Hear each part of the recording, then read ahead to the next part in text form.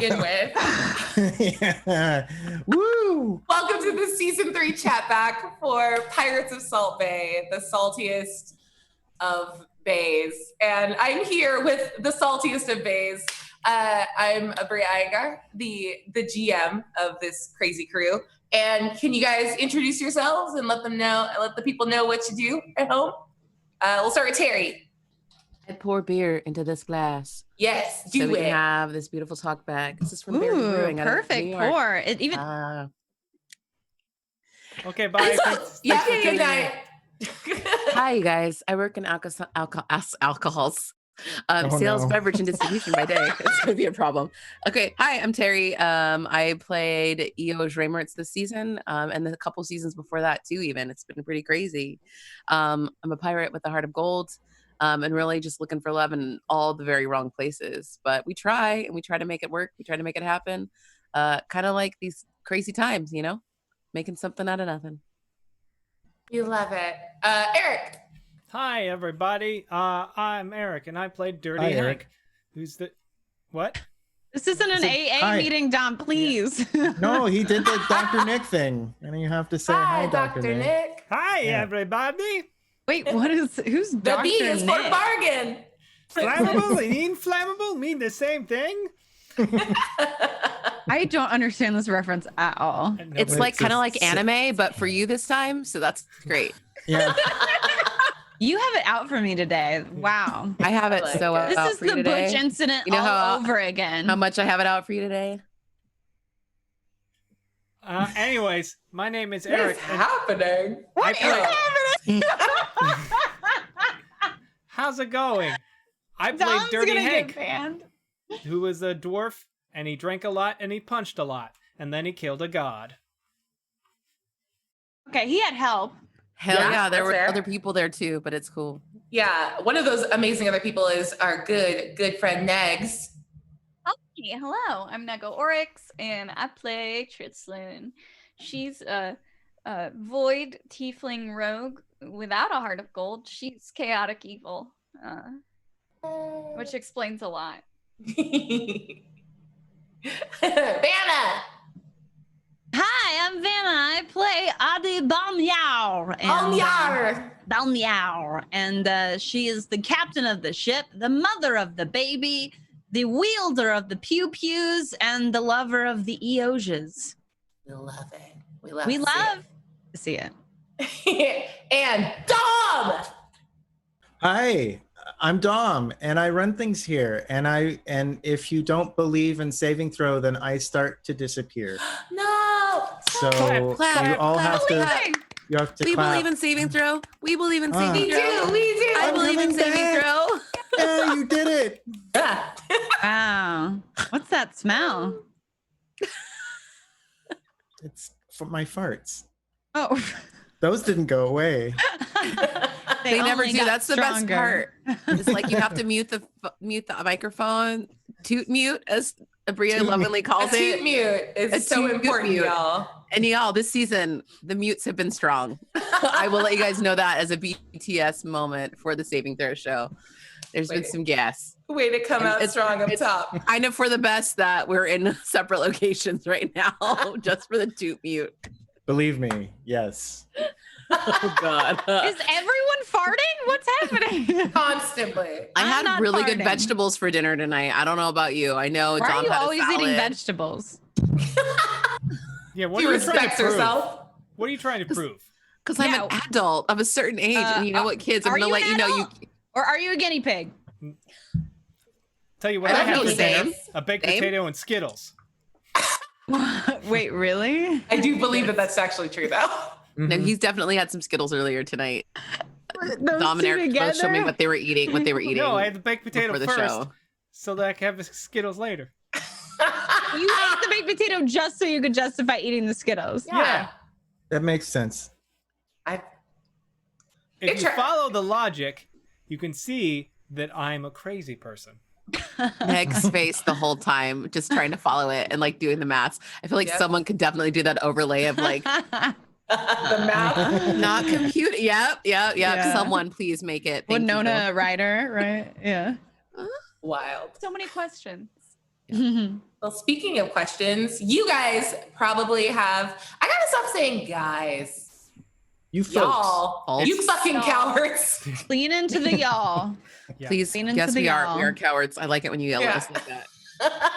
What is going on with Uh, you tonight, Terry? Terry's horny. That is correct. That is correct. I'll take what's going on with Terry for 400. What is horny? Yeah. Sitting here alone in this house. You're not alone. You just said you held a baby. I haven't I touched do. My another roommates have a human baby. in My roommates 4 have a months. baby. It's different though. It's not like someone holding And me no at one night. brings me vegetables. Oh, they bring me vegetables. They made me really good Hey, dinner. I promised to give you a haircut last night. And that was really strange of you. You, No, I- it wasn't apropos of nothing. You asked if I would do it, and I said sure. Because I expected you to be like, haha, no. And you were like, yes, Havana, I will give you a haircut. I want to be there and watch. I said, I'll wear a Eric, mask. will you come over and give me a haircut? My hair appointment got canceled. And he said, yeah, I have nice scissors. And I was like, what do you mean nice scissors? I got nice He hair was like, cutting you know, scissors. nice scissors. And I was like nice, like your mom's nice fabric. You know, like my mom's always have a nice fabric cutting scissor. Terry, go to your room. Figure it out. Be right back. Terry's going to her bunk. But no, Eric owns hair cutting scissors. And clippers. I didn't know that before asking, but That's now why I his know. hair looks great though. He Yeah, dude. clearly hooks himself up. It's great. So Terry gets to hold a baby and eat vegetables. Eric gets to eat as many skills as he wants and get his hair cut. Dom, what do you got going on? I fart a lot. Dom farts a lot. That means he's eating vegetables as well, clearly. It's true. Yeah. Arugula salad. I had I had- arugula for my lunch today. I had arugula my Sammy today. And homemade pizza. Ooh, I nice. had like a I'm like- Thai noodle salad tonight with So I hope that answers your question. Yeah. Yeah. Next question. I had This is for brisket. everybody. I wanted to brag too. It's fine. Ooh. Yay. that sounds I just are want you- everyone to acknowledge how lonely I am. If we could just go around. Yeah, Yeah. you are. I'm sorry. Acknowledge. I noticed you're lonely. That's partly why I flirt with you so hard. Does it make you feel less lonely or does it make you feel more It lonely? makes me feel more lonely. Yeah. Okay, then I'll stop. Well, get your fucking test so I can come over and hug you. I tried. They won't let me go in until I'm dying. Say it.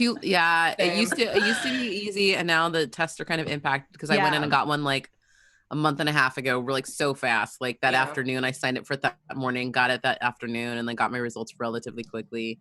Now it's like, What if you are hold you a up- frontline worker? Are you this? Are you this? Like there's so many like levels of like trying to get in there Right. now. It's a little What harder. if you hold a fleece blanket over your head like a ghost, and I wear a fleece blanket over my head like a ghost, and then we And just we sort of play night hug? crawlers. Oh, What? You could also do that like weird thing. Did you see those Right. people on the internet that like had the plastic like sheet and then like did like the Yeah. hug, that made the hug oh my God. thing Oh my for God. that lady to hug?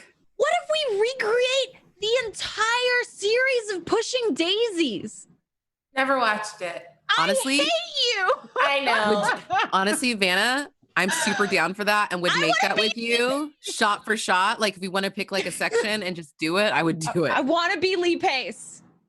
Done. Me. I mean, No who one's doesn't? fighting you for that. Yeah. Who doesn't really? So are we gonna answer these people's questions? Or No. I, Yeah, don't mind Dom, I don't mind can you- talking about other stuff too. It's fine. Dom, please help. Clearly, we're all Um, very distractible, so you have to keep Okay. your hands of us. Thank you. Are you all ready for your first question? Are we ever? And I will say, if you would like to ask questions of the Salt Bays, you may do so. But we are going to answer the questions that were submitted first. So please hold your questions until we are through all of these questions, and then we will go. And many thanks to those of you who are tipping and sending in bits and cheering and subbing. We really appreciate it. Thank you so much. Here we go. This is from Junk Garage. Yeah. Yes. If there is a new season, will there be a time skip so Rose is older and able to be more involved? Oh. I Okay. don't feel like we're talking. Are we talking about it? Yeah, I feel like we should just like start off with announcing what we are planning to do with. Oh no, save it till the end. Then everyone has to watch till the end. Oh. Okay, well these questions are going to be weird as shit. Then why'd you ask it first? Yeah, if as curating goes, anyway. This was the first question submitted, and I like to honor that. Okay. To answer your question, fucking kinda. I guess wait till the end. Maybe, bitch. We love our fans. Thanks for watching. Yeah, Love you, thank you Junk so Garage. much. And that's it. Thank you. It's okay. Junk Garage has You're a another dear question. heart. You're a dear heart. Oh, we can answer this a little bit better. Yes, there are plans to tell a story involving a time skip, so we get to see like this is the beginning of a trajectory of the Salt Baes from like scrubby pirate burnouts to like heroes of the world. And this isn't the like plateau of their heroism, it's just the lead off for it. But at some point we will do a big time skip so we can see sort of like where that trajectory ended up and where our Salt Baes are. So that's definitely a plan for a future story. Let's do the time skip again. It's just a hop 20 years into the future. Back in my day, we killed gods. That's right. Next question from Junk Garage as well. What was everyone's standout character development moment for their own characters and for someone else's character? I like seeing Hank and Trislin kind of like forge a bond. That was really fun to freaking watch and to kind of see that turn. That was I'm just going to say that's my favorite for Not Me. That was awesome. They were so sweet. Like it just like warmed my freaking little heart and kind of put a little tear in my eye. And I love to seeing that. This is hard. Yeah. I feel like there's definitely more than one, but like the first one that comes to mind is like I really liked like Hank's really like abrupt I don't know, like I don't even know what to call it, but it was like he's always like the comic relief and he's always like comes across as like not being like maybe as aware as other people in the group, but he was the most hard on Eoj after Eoj connected with Hadal. And I thought that was pretty powerful because I think he was coming from a place of having been there and coming from a place of love for Eoj and wanting him to get out of it, but also for the rest of the crew to a degree where it's like if it comes down to it, I'll fucking kill you. Like if that's what I have to do. Like if you haven't learned from my mistakes, from Tristlin's mistakes, from the shit we've seen on this and you're still diving into it. But I think to see just that it's like, when you have like a relative who's really like happy-go-lucky and then you pull some shit and they just flip a switch and they're like, no, you're in fucking trouble now. Like I really liked that Quit talking character about my mom aspect. so much. Listen, I think my mom switch is stuck there. So My mom is literally the nicest person unless you cross somebody in her family, and then you're like, yeah, but I like that. Oops. It's I it's like very that you reminiscent. Could, yeah, I like that you could tell it came from a place of love, but also of anger, and also from like regret, like guilt, so I just think it was really multifaceted and just such a character switch for him that it was really stark and poignant. So I really enjoyed Addie's arc from like where we started to like, especially when Rose showed up, because she became like she had an anchor in the world. She had something she cared about. She cared about her future and what was going on in the world and how it affected her as a person. And also like she didn't become like in a lot of like stories written by men, usually it's like, I have a baby now, I'm the mom, that's my one thing. But she's still like, no, she's still a badass pirate that murders people. She just like, she's also a mom. Yeah, my favorite relationship in the whole show is actually Eoj and Hank. And I think that's one of those things that, as we've been talking about a little bit in terms of comedic relief, like they feel a little like the Scooby and Shaggy to me, you know, where like they're the two that really have this unique friendship bond. And I think, especially for the first couple seasons, it feels really easy for them to be friends. Like their connection feels really natural. Whereas I think, like, especially with Addie and Trislan, I think they have a lot of walls up around other people. And I think Eoj and Hank have always kind of felt like in sync with each other in the way they communicate. And it was really wonderful to see that being challenged and then kind of like evolving this season, where as Havana was kind of saying, like, because you could tell it always came from a place of like love and concern with Hank kind of taking issue with some of Eoj's choices. It always felt like they were still, Hank was always still trying to operate under the assumption that like they all want to be together and they all want to keep working together. So like, what do we have to do to trust Eoj and for Eoj to feel trustworthy to the group? And I thought that came across really well and never felt natural or forced. It just felt like an evolution of their dynamic. So that was definitely my favorite thing to see for sure. All about nice guys dinner, man. Nice guys dinner. That's just my fancy way of saying I like nice guys dinner. It was my favorite thing. I feel like I can gush about all. No, I want to go too. Yeah, I'm letting you. I feel like I will and can gush about all of you, and I definitely will, like, across the entire Talkbayk. But I do, like, especially want to shout out your play, Negs, as Trislan. I think it's really important to note something that you mentioned, like, up top when you're introducing yourself and your character, that Trislan was chaotic evil for a very long time.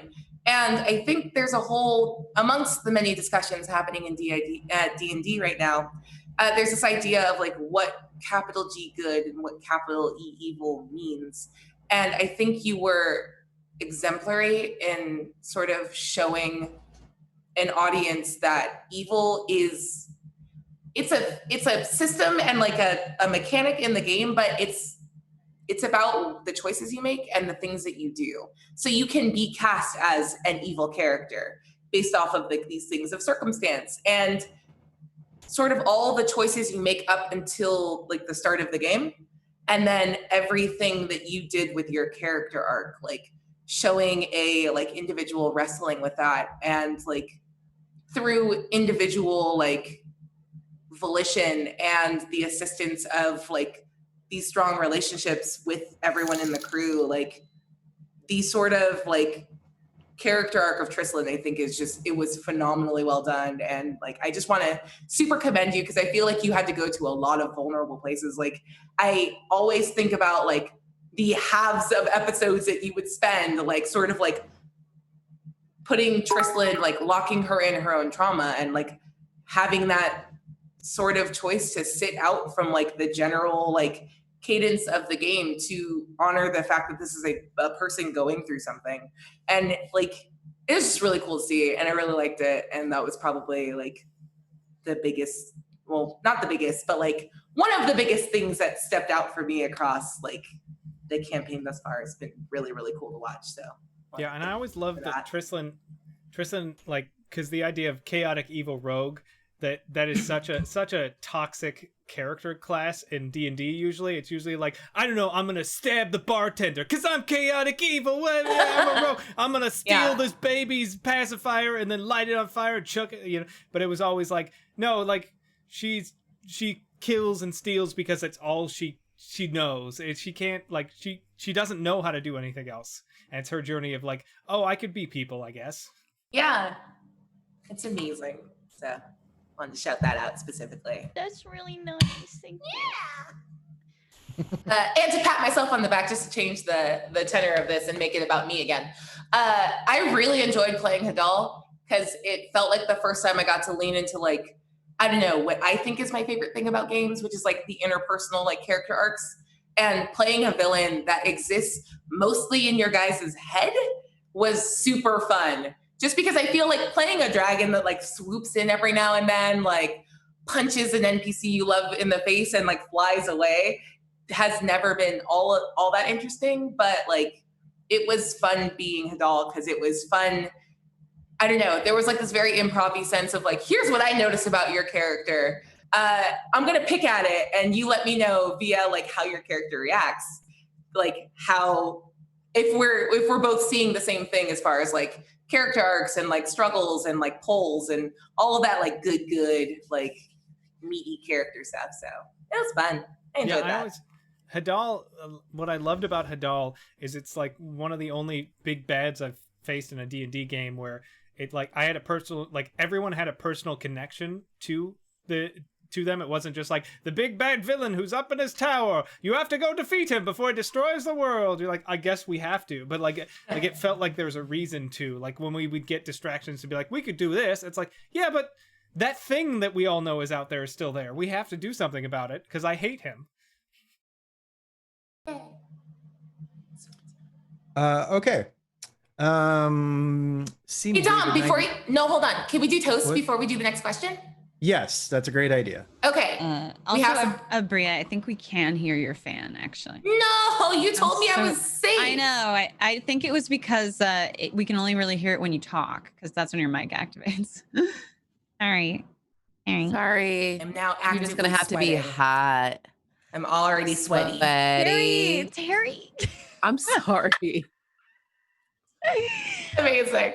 Okay, we have a couple of toasts. Sorry, I don't know. It's so horny over in this corner. She's horny on Maine, you guys. I'm fine with it. It's those neon lights. They're a bad influence. I got these from Abria, you guys. Oh, we could be twins. Do you want to live that way? She sent this to me because I saw her with these one night, and I was like, there you go. I feel also horny now. Sorry. Spice makes a tendency, y'all. Two neon babes. Oh, this is too much. Okay, our first toast is from our good buddy Be Right UK, who says, I'll be on the VOD squad again, but wanted to say thanks so much for, and congratulations on a fantastic show. I'm looking forward to you getting the crew back together again. I added the word back. It's fine. Anyway, booty! It's because the back is the booty is the back. Yas. And the other one is from Other Assorted, who says, part of the VOD squad, so dipping in and right back out. But thank Yar for everything you put together. Yar, booty. Yar. Man, I love that there's a VOD squad. That makes me feel really good. Heck yeah. I feel like there are very few people that I watch their VODs. Like I make a concentrated effort to, instead of watching a live program, to go like, that means a lot. Thank you everyone who spends time and follows up on like the VODs or on the YouTube. Like that's so cool of you. we have a great audience, and I am not just saying that, but you guys come and you stick with us through VODs and through everything. So I really, really appreciate it. And thank you for that tip, Nemisar. And thank you all. See Me David 95 asks, if you could play as any NPC from the campaign for one whole session, who would you pick? Hadal. Abria, you can choose which PC you would pick to play for one session. Oh no. Who do I love the most? I'll answer at the end. Go. Wow. I have to go cry. So anxious. Man, I would love to play Hadal. Like, I'm really grateful for Abria because for making Hadal, that was such like a transcendent and like a character with such longevity and like depth and nuance. Like, I'm really grateful for that because I like loves every interaction we have with them. And I really appreciated Bria, like the opportunities to like fucking pop in and be like voice. Cause I felt like by season 3, I like understood the perspective enough to like speak in your voice, your Hadal voice. And I am just really grateful for those, just those snippets of opportunities to just like add a little bit of dialogue to that character. And if I could do that for a whole episode, like I would just have so much fun with it. But it would 100% be informed by Abria's role playing thus far and character building. Absolutely, but I would love a chance to step in her teeny little Hadal shoes and go ham.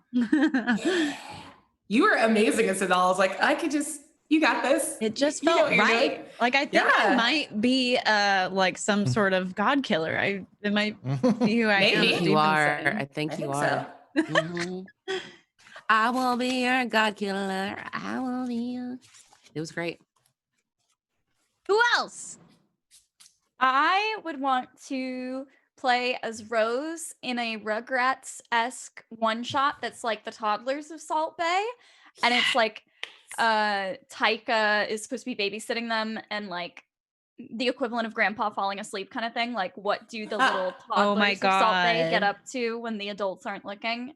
I think that. Oh my god! And we like see really things from their imagination, like they're climbing on a box, but like really they're climbing like a tower or something. Yeah, like they're just on the ship, but they're imagining that they're doing all of these. You know, they're like in Hank's little what is it called? Greenhouse. I just thought that would be really cute. I love stuff like that. That's from like a totally different perspective on a familiar setting or story.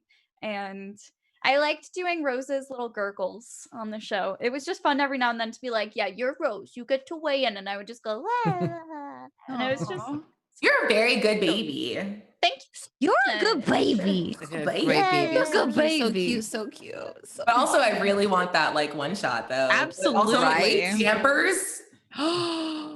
Like just all of Tristlan's pets plus Rose. Oh, Jampers like in baby imagination is definitely like a mighty steed, you know? Oh, yeah.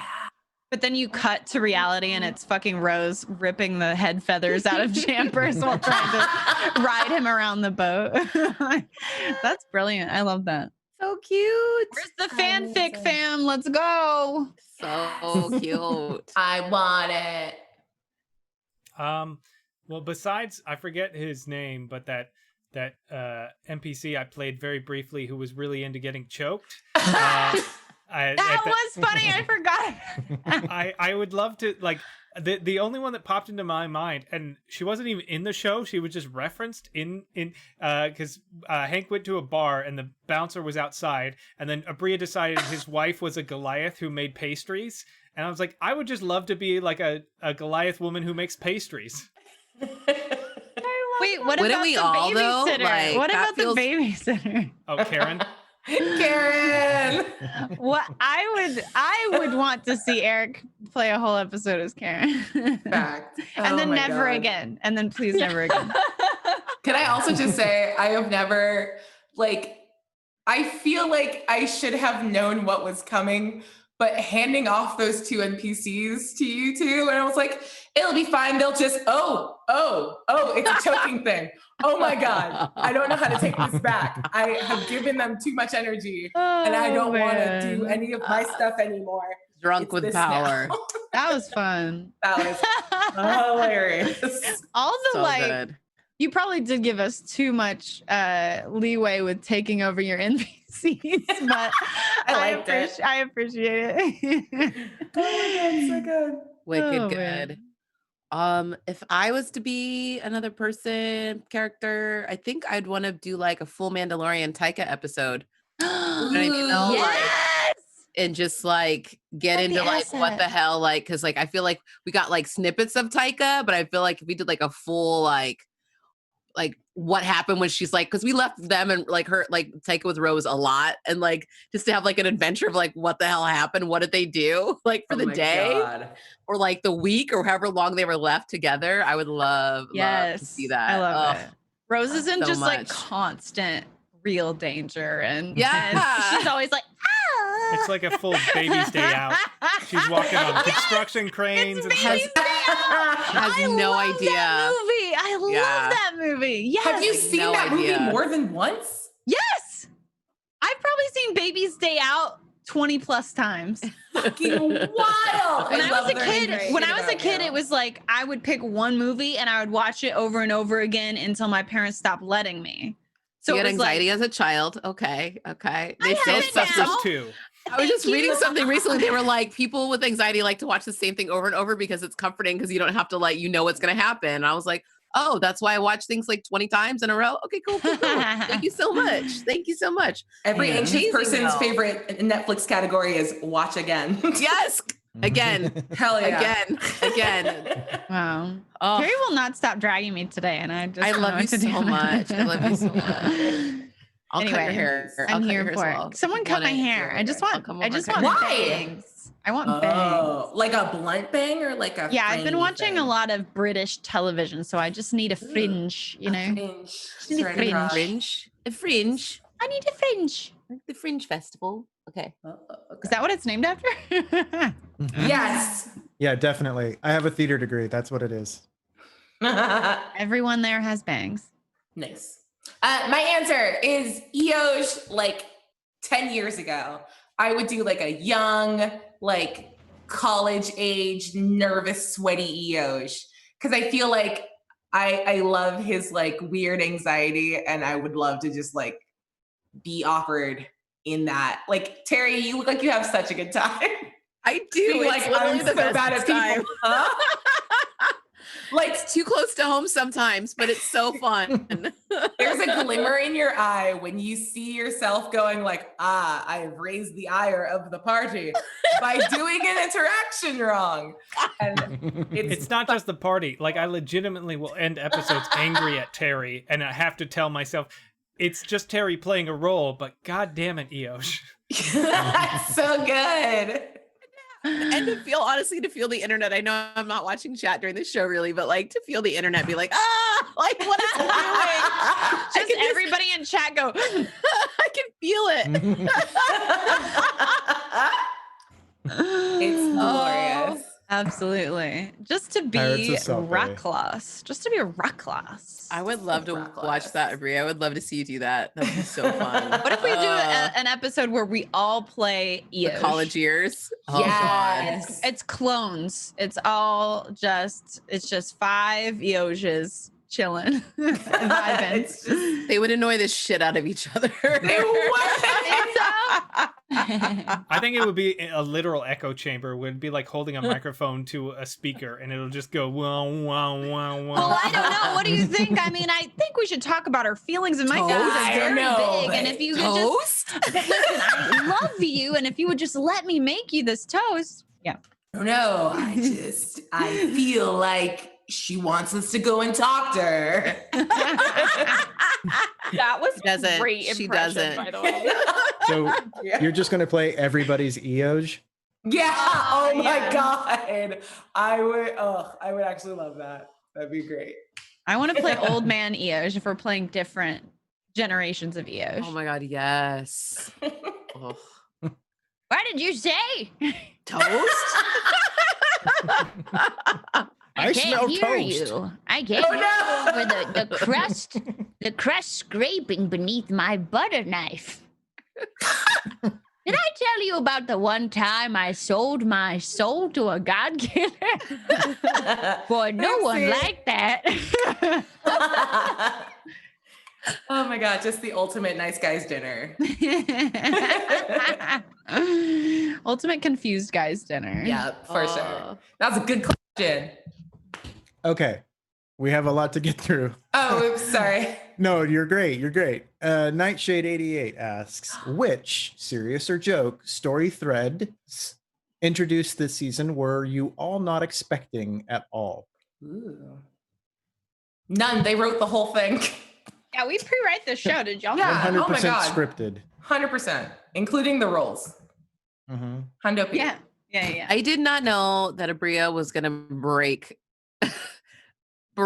the super weapon. Like, that was fucked up.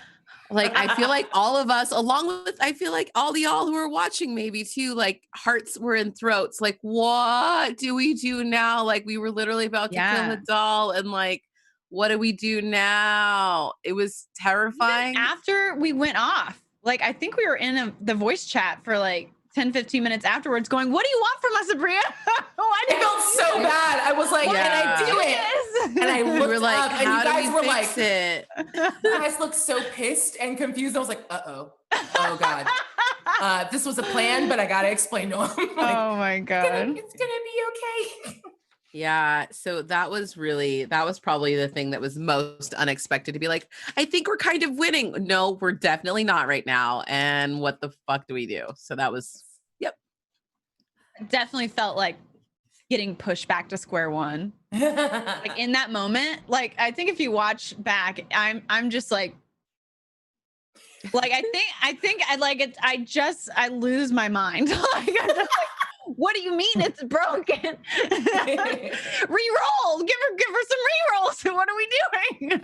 It was one of the weird nights, I think, where you actually used the rerolls, and we were like, well, that's it. And we were like, out of rerolls. So it was like, nothing we can do.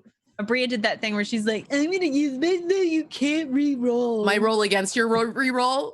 Yeah. Whatever, face. Making up rules.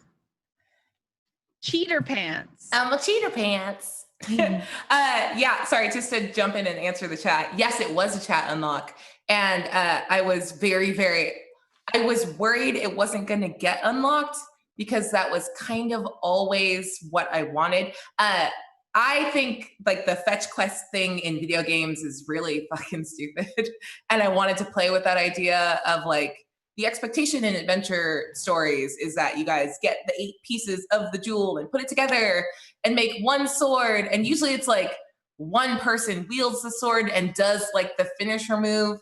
And then it like the entire final fight becomes get that one person in the right place at the right time. And I can't stand that. So I always wanted this to be about you guys being the heroes. So I felt like the best thing to do to really cement the idea that like, your ability to be successful here isn't contingent on like being like perpetually blessed by a god or given stuff or like supplicating higher powers for the ammunition to win the fight, but about like looking inward, that like this was an inward facing like villain. So the solution was going to be inward too. So I thought it was more important that like at the end of the day, you guys and Io specifically as like the sort of artificer towards the like climax of the campaign was the one that built the like the weapons and something that you all could wield. So that was super important to me, and I'm glad you guys came through chat to unlock it because I did not know what I was gonna do. I was like, I guess just one person holds the sword and they can like all be proficient in it, and I was not excited about that prospect. So I just wanted it to feel a little more personal. Yeah. Being honest, everything surprises me. By the way. Just everything. I can tell by your faces. Yeah. There's nothing on this show that I've ever been like, see it going that direction. Like every single thing has surprised me since season 1. And I think that's really impressive for something that we've done for 3 seasons now, to still just constantly, it feels more immersive and more real to be living as these characters in this world where you genuinely don't know what's gonna happen next. And either I'm really bad at picking up on things, or Abria is just a really good storyteller. So yeah, you be the judge of that. Abria's a really good storyteller. Yeah, the amount of times Abria takes something that is nothing and makes it seem like it's something that one of us says apropos of nothing and turns it into a core tenet of the episode as if it were always supposed to be there is amazing. Yeah, 100%. Thanks, y'all. Nightshade 88 also asks, if you have the time, do any of you go, we kind of talked about this, do any of you go back and watch previous episodes, whether to refresh your memory or just as fans yourselves? Ooh. It's okay to say no. I've never rewatched a minute of the show. Not once. I've rewatched, like when Saving Throw Show tweets out clips, I'll watch the clips, but I don't rewatch anything. Much to my own detriment. I absolutely could benefit from having watched back episodes of the show, but I have not. I've never done that ever. And I don't, I'm sure I'm not the only one here. I just can't watch myself in stuff. I cringe at it, and it's a bummer because I want to be able to like relive stuff from the show, especially other people's moments, but I can't watch myself and stuff. I hope I'm calling everyone the right names every week. I really don't know. That's a big I nerd. literally write everyone's names again on the top of my sheets. I mean, I have so many notes. I have like That's so stacks funny. of notes over here. I watch the episodes that I've missed. If I wasn't there that week, I'll try to Right. watch what I can. And then when I was gearing up to GM, I watched the other tot one shot. Just to be like, what the hell happened and how did that work mechanically? Because I'm going to use a similar game system. And so that's when I rewatched, but I don't typically go back and watch most of our episodes. Literally, I'm the one that's you can in the episode. I feel like if you can't tell, I'm like, what happened? What's going on? I don't know. Abria, how much am I supposed to roll? She's so helpful. God, poor Abria. Just I'm literally always learning to having play- to remind us what our inventories are. Literally learning to play D&D every week or whatever the hell we play by this time, because it's not even that anymore. It's like a whole nother system that like Abria has made to work for our weird asses. You know, like Yeah, I think we're just playing improv with numbers. it is. It's like Yeah. improv with numbers and like let's figure it out along the way. It's the game. The game is called Do Improv. You, where we Yeah. just improv until Abria tells us, "Do you?" and then we roll. I like that. Improv That's with it. math rocks. It's a whole thing. Yeah. I mean, we can play rules as written D&D. I can run that shit. It's not. No, we're good. That's what we cool. want in But- our lives. Nah. I feel like 100% of the time, like at this point, if it's not, we all realize you guys are like some of the best players like out there in the game, period. So whatever you lean toward instinctively as like what you feel like is going to be a cool or interesting moment or story beat, like I think you guys have all stepped outside of like individual character, like I want to win D&D enough that like if you proffer something, it's almost 100% of the time like to the like betterment of the game for me to allow it.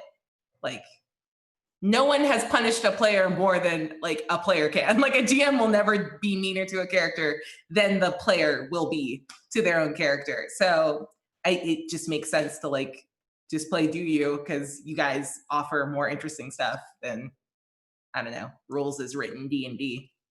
That's very cool. I forgot what the question is. Do you Oh, do watch we the watch show? it? I do.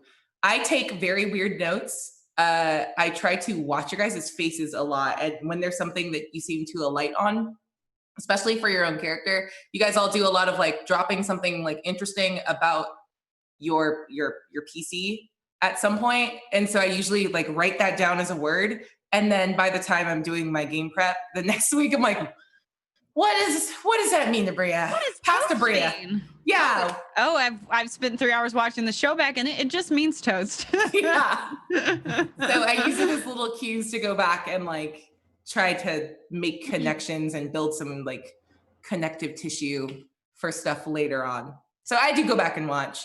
And I think I did sports enough as a kid that like my brain has disassociated. Like it doesn't feel like I'm watching myself. Because I do hate like DMing, watching back GM stuff the most, because like I think it's when I talk the most. And I'm like, oh, that's a lot of this voice. Whew. Anyway, but like being able to treat it as like game tape and trying to see like what works and what didn't, and like what you guys liked and what you didn't like, and trying to like pick it up through like nonverbal and sometimes verbal cues like within the game is a thing that I don't know. I just do via practice, but try to be very So like good at it. So good at it. Thanks. Nightshade 88 says, would it be possible to get a Tots Tales behind the scenes, similar to the Wildcards interludes, maybe not a full show, but some kind of deeper dive into what happened with the Tots before the Tots got to the cave? We got those amazing stingers, and there's just so much possible story there. Or maybe future one-shots? Okay. I don't know, bitch.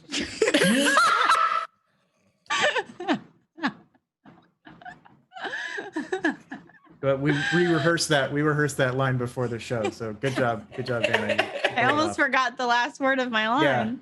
Yeah.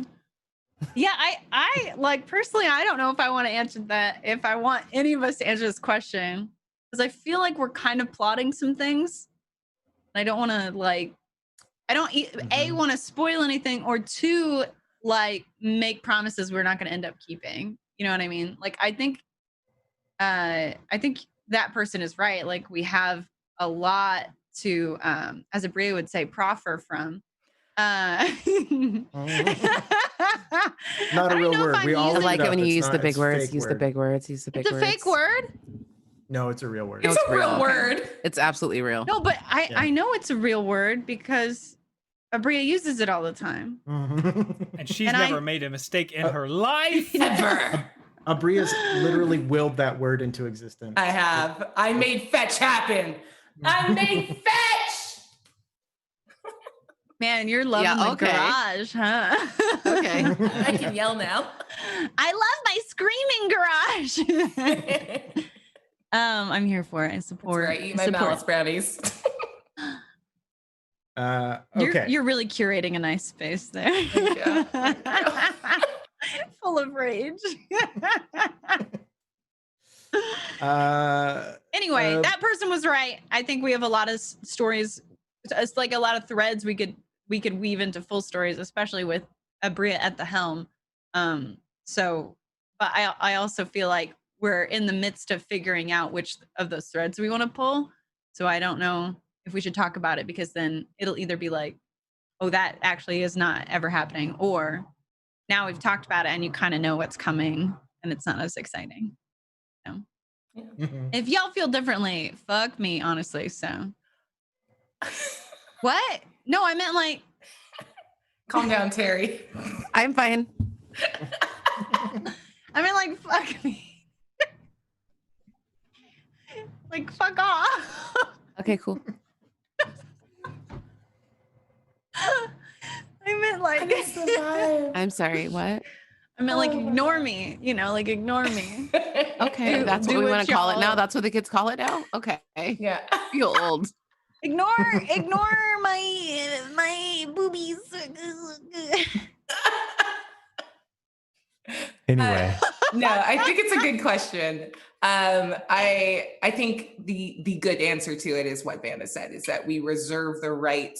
Like, there's a lot of like plot hooks and threads that are thrown out, and assumptions for like whole wide sweeps of narrative that were sort of like hinted at, and all of them are there, and we have a big pile of like picking out like what are the other stories in this world that we want to come back to before officially kind of wrapping up this iteration of Salt Bay, and it's definitely on the list. But I also have like a fan fiction that there's a Google Doc. Is it between Cinna and Maeve?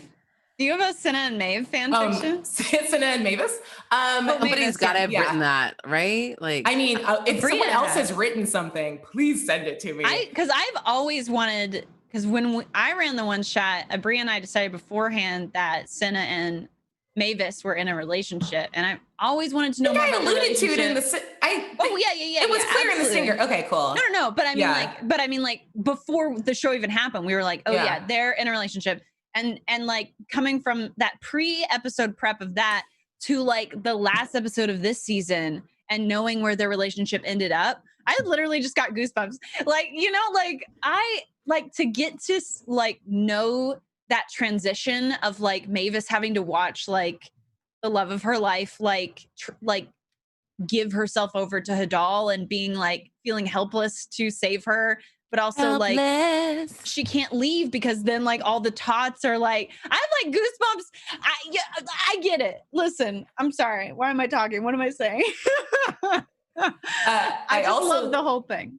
I wanted that to also be a bit of a parallel to the relation, like, because you are essentially Cinna, like you gave me 90% of her personality because she was just a random reference that way back in the day, several seasons ago, that I wanted the Cinna and Mavis dynamic to be like the Black Mirror like version of what was going on between Eoj and I can't remember anyone's name, Eoj and Addie. So this idea of like watching your partner like give themselves over in like little fits and starts, like that's the thing that Addie had to wrestle with across several seasons. And I think the difference, like Mavis watching like the successful completion of that was supposed to feel a bit close emotionally to Addie being the one member of the crew that like never succumbed to Hadal, watching all of her crew and this like family that she feels responsible for, like giving themselves over time and time again to Hadal, knowing how bad it is, especially with Eoj doing it later in the game with like the best knowledge of how bad it could be and still making that choice. So it was just supposed to be a little bit of a shout out to that. I love it. I love it. Oh, you have a shouting garage too. Huh? Oh, I don't. I'm just gonna get evicted. I am gonna get a noise complaint, but I just like now I'm thinking about it and I can't stop thinking about it. Hey. But also, just on that note, I saw someone in the chat earlier say this. I'm sorry, I don't remember who it was, but they said we were talking about how fucking fantastic of a GM Abria is. And they mentioned specifically the part where Tristlan's talking about her tots, and Abria just asks, at face value, a very simple question, but what ended up sparking this entire like arc and like seed of emotional conflict within multiple characters, like it just asked, "Who's your top tot?" Like that's, and with that, it just was like this little seed that was just so brilliantly planted within Tristlan as a character, but also just within the narrative as a whole, that just like blossomed into this whole thing and like affected Tristlan, of course, like immensely, but by association, all of the crew, and then by an even larger scape, the landscape of the entire environment, to the point where Salt Bay wasn't even Salt Bay anymore. Like that's crazy. I have goosebumps. It's like 90 degrees in here. Am I dying?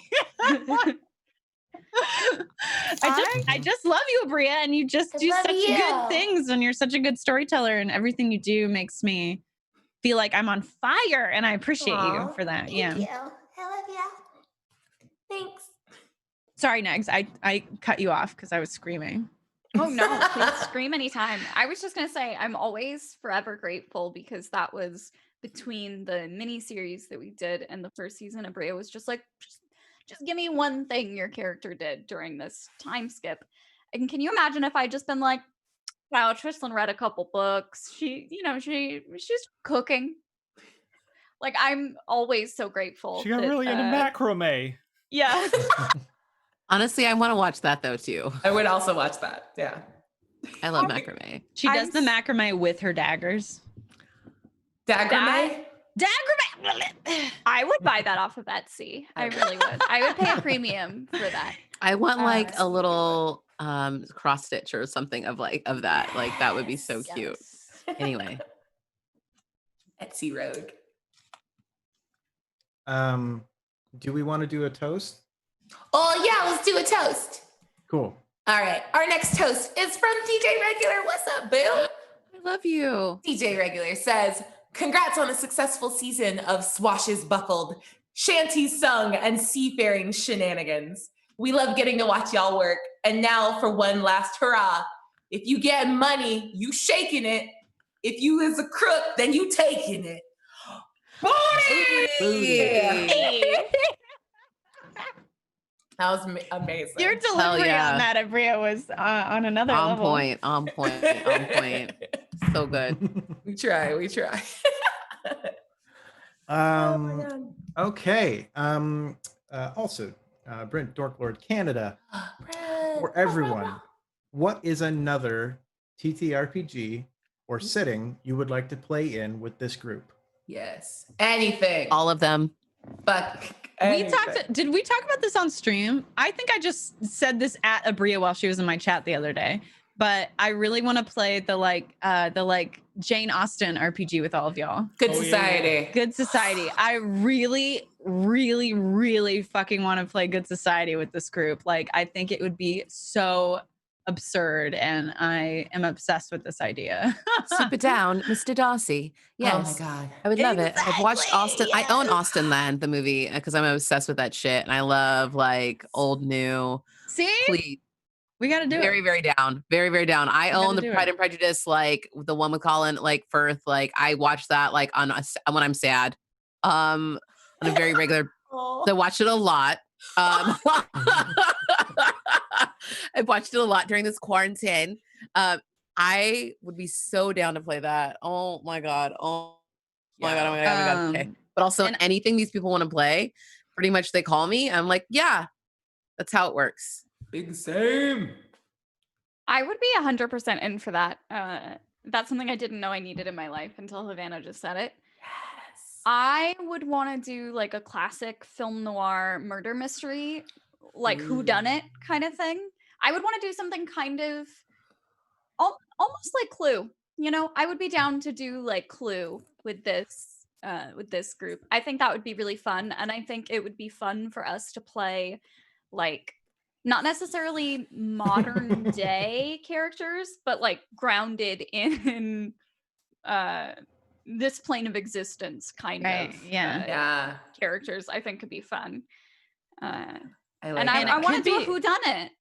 It could be like a Kids on Bikes situation, right? Yeah, for sure. Like a sort of Stranger Things, but I mean, Stranger Things is basically like a whodunit, right? Might be off base. I mean, yeah, kind of. Yeah, Kids on Bikes would be very good for that. Yeah. No, it's a good system for that. I would definitely like. It's still pretty like rules agile, and just about like trying to get clues.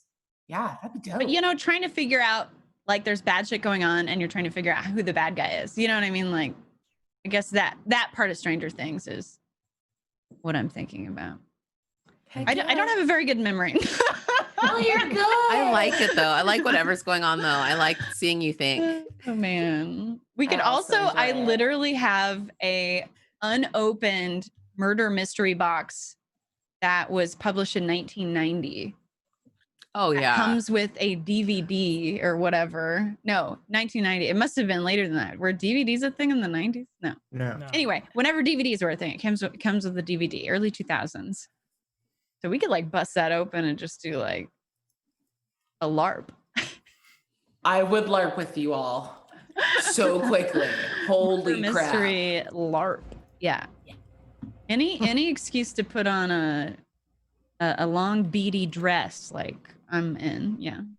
I have a couple of them and I'd be happy to bust them out and get ready for the event. Now I just want to have gowns. Yeah. We'll wear. Yeah, I don't even want to. It's not even a tabletop. There's just an old board game called Nightmare that involved a VHS tape, and now I just want to play that with y'all. Oh, you know what I want to play is the one where Dream Phone, where we all call. Yeah. How we call the hot like our crush. I've never played it, but wasn't Chris Evans one of the Dream Boys? Shut up. He was. Yes, he was. Yes, that is correct. I had no idea. He's one of the models. Super fucking funny. Yeah, so if we you have can to find do a it. working Dream Phone game, We'll do that. We'll do Let it me on go to Tabletop eBay right Simulator. now. Yeah, I would play TTS I want a Dream Phone. physical one. I want a physical phone. What's that supposed to mean? Yeah, vintage 1991 electronic Dream Phone. $50. That's not bad. That's not bad. Oh, these other ones are $160. Those would probably have all the pieces. Mint and box. Let's go. There's one thing I've always wanted to like play, and I would probably try to rope this group into doing it. I would want to do a game of Icarus, which is like, it's kind of role play, but you're also playing as like concepts and avatars of like concepts across this like a civilization as it falls, and you're kind of playing like the Rome is burning era of like a great civilization. And I would love to do something the end of the like world that. And it feels like the end of the world. That's so weird. I would right? try that. I would love to play that with you guys and somehow tie it into like the Salt Bay universe. So like the end of the Tottsville Empire, and we all kind of play as like the things that like tear it apart. I don't know. It's just something that like builds the world out more. That's like pretty abstract, but like still ties into the Salt Bay universe. It would be, I don't know. It could be fun. I don't know. That makes me think of, I only got to play a little bit of it, but at PAX Unplugged, I played Downfall, which is like you sit there together and you build a world. Like you build up all this things about this world, and then you create a flaw as you build it, and then you role play the fall of the world. Yeah. Love it. I was gonna say what Brie was saying was making me think, wouldn't it be cool if we played Bluebeard's Bride, but Hadal's brides, and we were like up in his head doing some shit. That'd be fun. That would be I've cool. never played Bluebeard's Bride. I never want to have really either. badly. I'd play that with y'all. And I've been telling this crew for probably a couple months that I fucking want to run a zombie game. Yeah. I want us as like ourselves to do like apocalypse zombie survival shit. Like that would be so fun. Heck yeah. Yeah, anytime I think of a game, a system I want to run or a story, the first thing is like, I wonder if I can get all the Salt Baes to do it with me. The answer is yes. Yes, please. also Mouse Guard. Like if we could do some Redwall shit. I have that'd be Mouse fun. Guard. Yeah. Nice. I would love to play Mouse Guard. I'm not in this conversation. Anyway, moving on. Yes, up, you are, dumb. Dom. Yes, you You don't are. know anything about RPGs, you fake fake nerd boy. Yeah. I grew Dom's this the beard realist so that of I'd the fit in. real. Realist of the The real. realest of the real. Okay. Chat's mad at you now. I know. Well, you know Shame. what, chat? I love you. Unbothered. Oh, You forgot mad the at me, last but I love you. word. You forgot the last word of your line. Bitch. I don't think I've ever heard Dom say that word before. Bitch. Please clip this. I want it forever. It's always so clean for us. I Right? can't believe it either. Where I always feel bad. I have such a sailor now potty mouth. I will fade I'm like, away I play into a the pirate, west. It's fine. My work here is favorite done. bit disappearing. Oh my god. It's like a bad guy in a JRPG. It just fades away after you. Totally. Oh man. Hi, I'm back. Okay, great. Cool. I love you, bitch. I ain't never gonna stop loving you. Bitch. Bitch. Nice okay. Oh said. my god. This girl symbolic says, Oh, hey. Abria. Do you have a strategy beforehand when writing the story for dealing with player choice? Do you try to imagine scenarios they might choose so you can prepare, or is your reaction to player choice completely improvised? I would love to say that my reaction choice is completely improvised. I think it was fairly early on. And after 3 seasons, I have a pretty strong sense of like, generally where y'all want to go with your characters. So I usually build 3 branches, like for like any big choice in a scene. And I'm like, all right, I feel like generally speaking, like the 2 poles of what they might choose are this and this.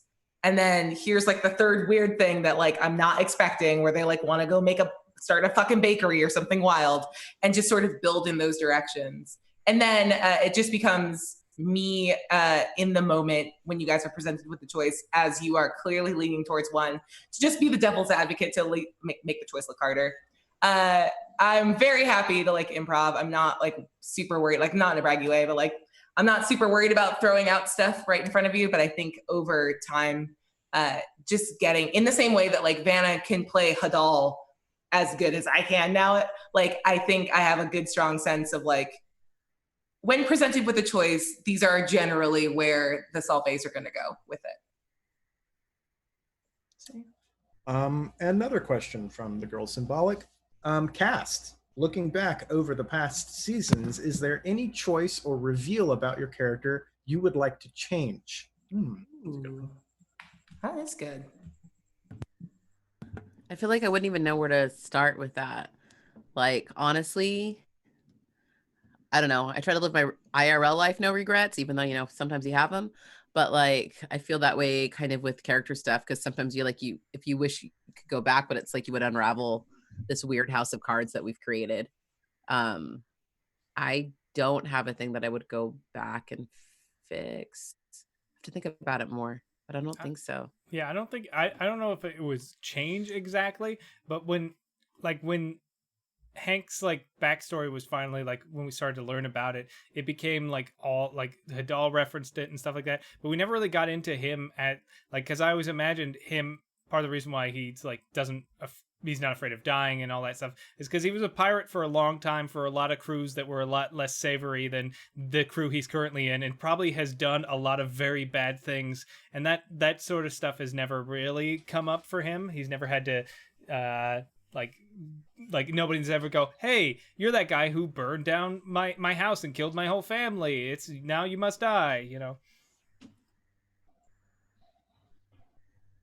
You're Hank. You Wait, killed my father. So if you could go back and change something, you would want to more folks to know that Hank's a murderer? Yeah. Oh. Yeah. That sounds about Hank. Okay. Sounds about Hank. I'm ready for that sitcom. Sounds about Hank. Sounds about Hank is filmed in front of a live studio audience. He can turn anything to booze. He doesn't sleep in a bed. He's got lots of money, but he doesn't have cred. Okay, anyway. Yeah, I think I'm with Terry. I can't think of anything I would want to do differently. I think usually my biggest takeaways, if anything, are more of like, oh, it would have been cool to have more time to explore something, but not that I would have done anything different with the time we were given, if that makes sense. Yeah, I think I'm in the same boat.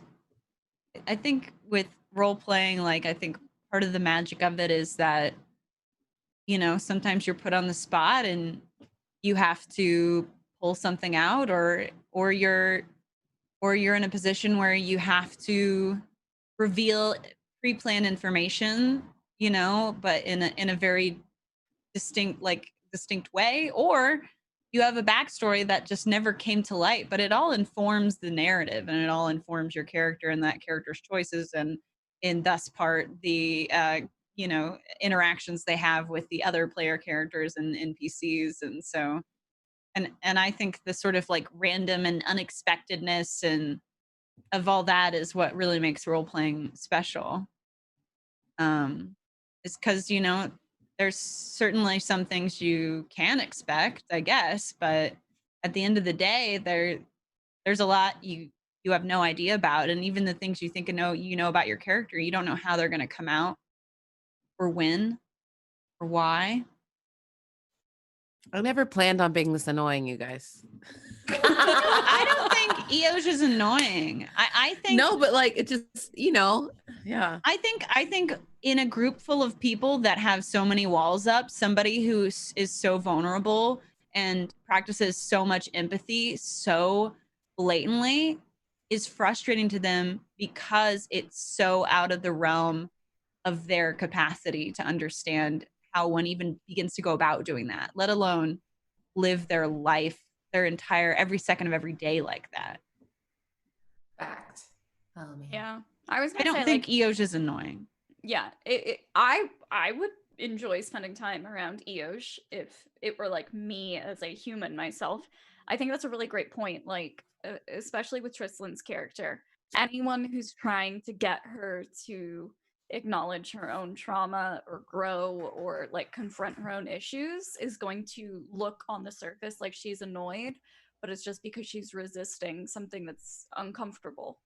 And I think Eoj is the most like emotionally open and in touch with that vulnerability of the crew, and so it naturally kind of butts heads when you're dealing with people who don't want to get emotional. I mean, people who are against dealing with themselves, but also likely see it as a weakness, you know, or an obstacle in the way of like the true ambition and the true, you know, mission at hand. Nice. Yeah. Sounds like a bunch of bullshit to me, bitches. Yeah. Way to fake it, bitch. We are not quite halfway through the questions that were submitted. So Nailing if you would like to, if you're in chat and you would like to ask a question, please hold on just for a little bit. Stop we will it. get to it briefly, which God knows how long briefly is. DBG1 says, what was your favorite scene in your favorite episode and why? Heart emoji. Sweet. I'm gonna go first. all of the hot springs. I wasn't that- there. That's so mean. It's not because you weren't there, and it would have been 1,000 times better if you had been there. Havana wasn't there. That was great. Just kidding. I'm only going to say that because it was probably the least work I've ever done on stream as a GM. So I actually got to watch, and it felt really cool feeling like an audience member that could occasionally lean in and just be like, butts, and then just lean back out again. And you guys drove that all yourselves. So I enjoyed that because I didn't have to do anything. And it was cool and revelatory for all of the characters. I think mine definitely is season 3 opener when Addie starts just extorting the library for money. And I remember being like, we went to break and I was like, why is Havana making this choice? I was like, oh yeah, that's right, we're pirates. I forgot about that. I've never been dunked on so hard as Vanna in the break being like, we're pirates. And I was like, fuck, I forgot what the show's called. Oh my God. I've had an evil alignment the entire show. Like I actively abandoned my children. I have murdered hundreds. I had no sympathy when my husband was hung in front of me. Like, I'm not a good person. And I don't know why everybody was like, how dare she extort a building of higher education. Those uppity bitches had it coming. They think they know shit. You don't know shit about shit.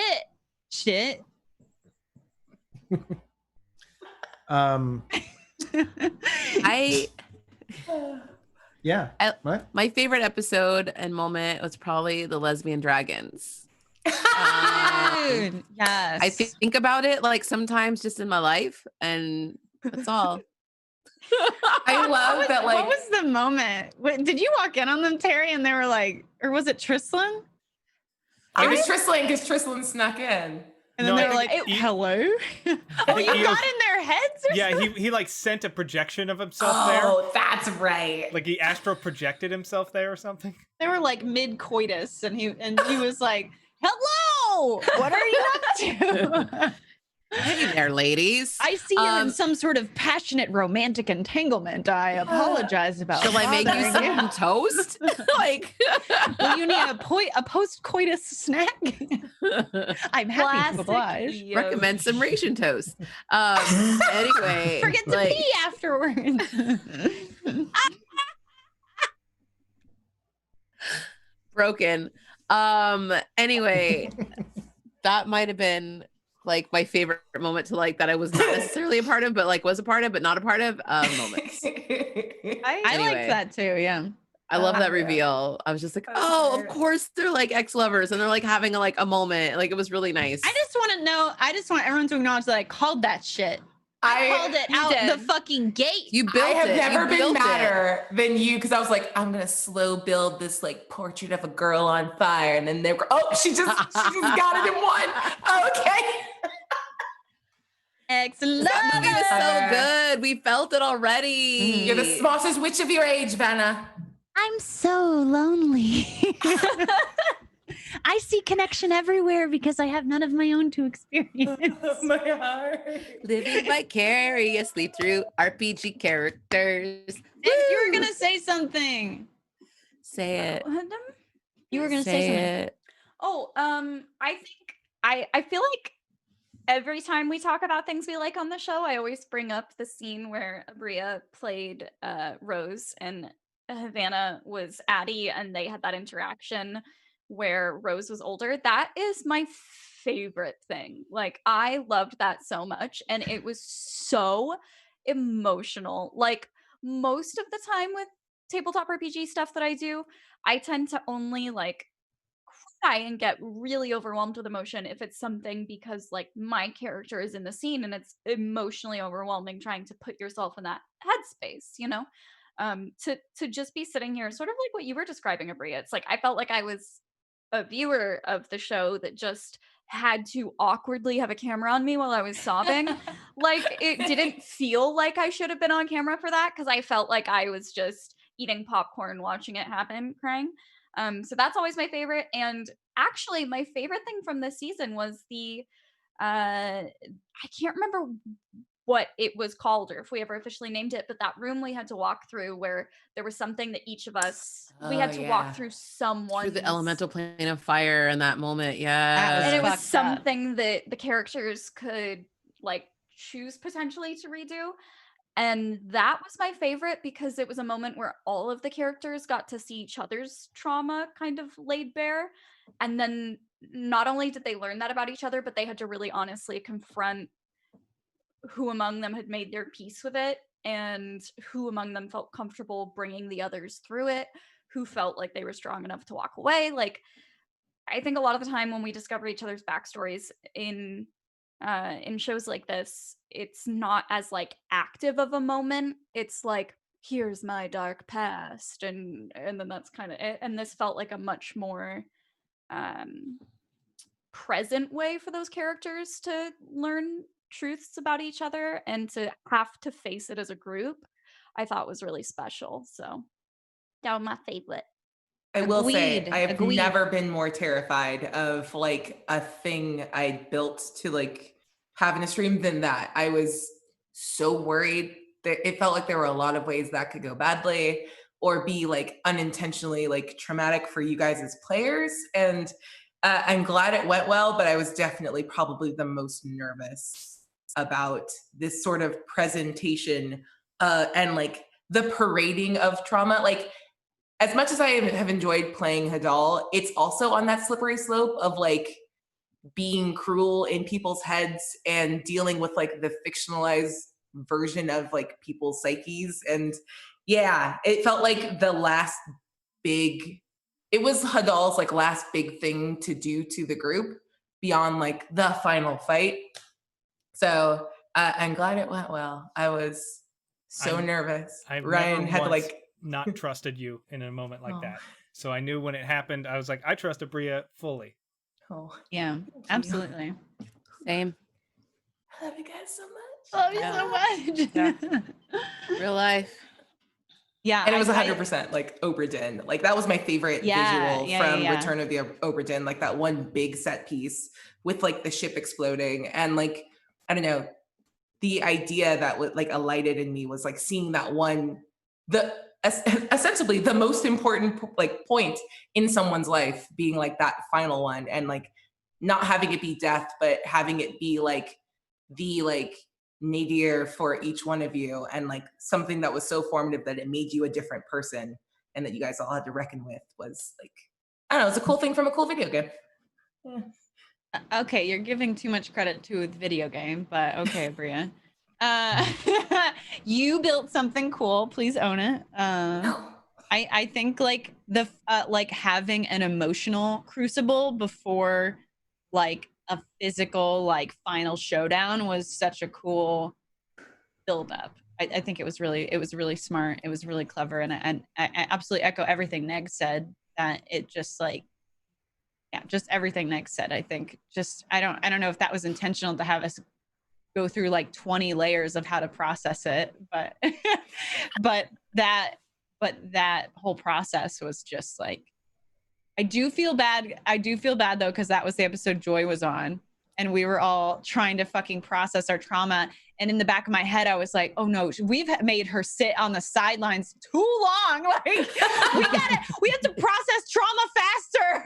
Like for what it's worth, I was talking with Joy on the side. I was like, by the way, this thing is gonna happen here, like, so there was a side communication happening of like, grab Twitter, like hang out. Right. I did feel bad. I was just like, okay. So she was taken care of course. If we could be less sad, if we could be, if we could just like, no, we were in our deep in our feelings, like deep down inside, deep down. Yeah, it was like, yeah.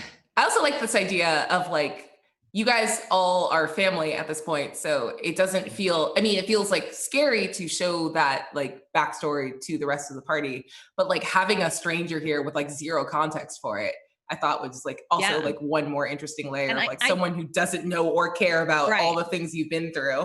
And I think even like this physical metaphor of like her being on her dragon, like, you know, stories above us, looking at it from a completely different perspective. Like that sort of physical juxtaposition to the like emotional side of it, I just thought was really interesting. Yeah. Really separate and distinct, but still like very, very aware. I don't know. Yeah. Good shit, Abria. No, good shit, all of y'all. Good shit, Abria. We all did good. Listen, you shut your beautiful mouth. What are you saying? Oh, you're just wiggling your mouth. Yep. Anybody else? Okay. I'm just watching their forgot the mouths move. I'm question, sorry, I'm to just be watching their honest. mouths move. Yeah. I like it. What was the question?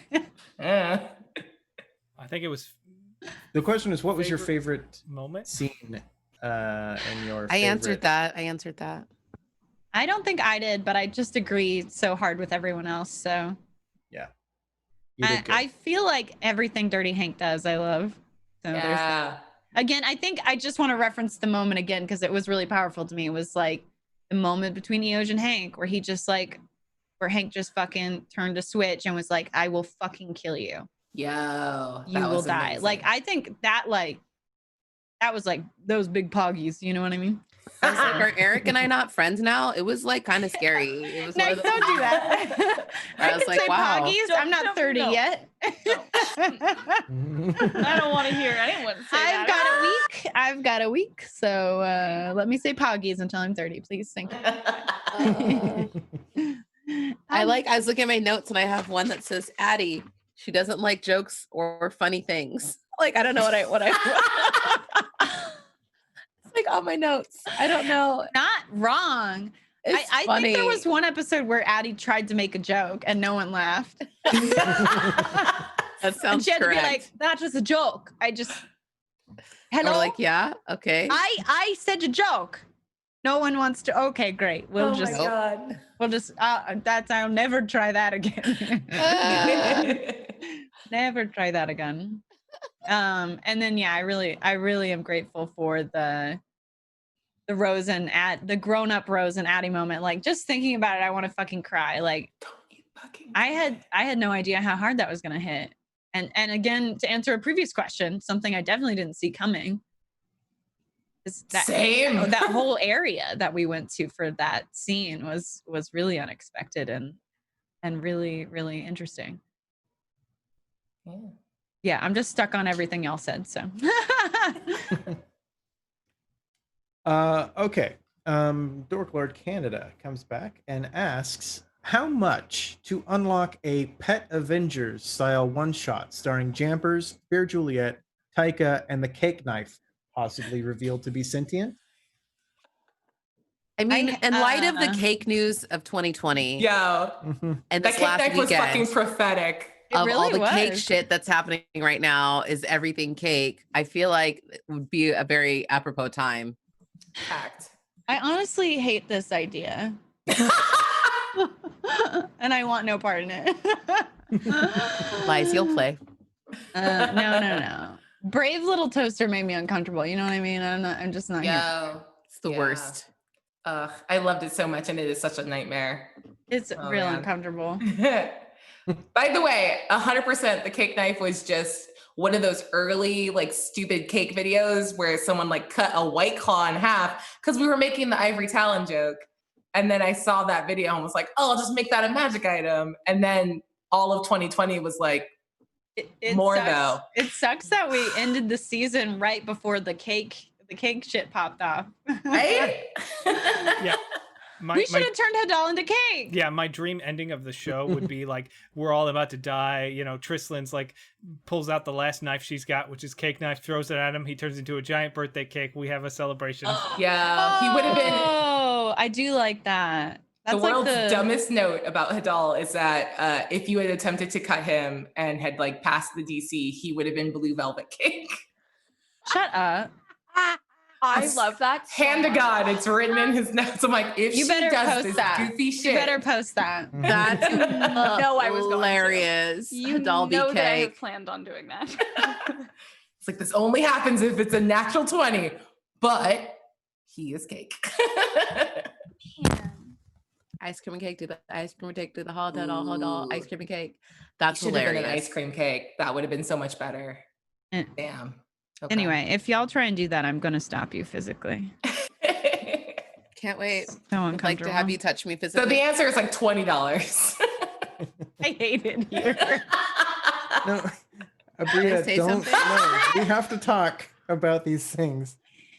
Listen, we'll all show our nips on stream for $5. Nope.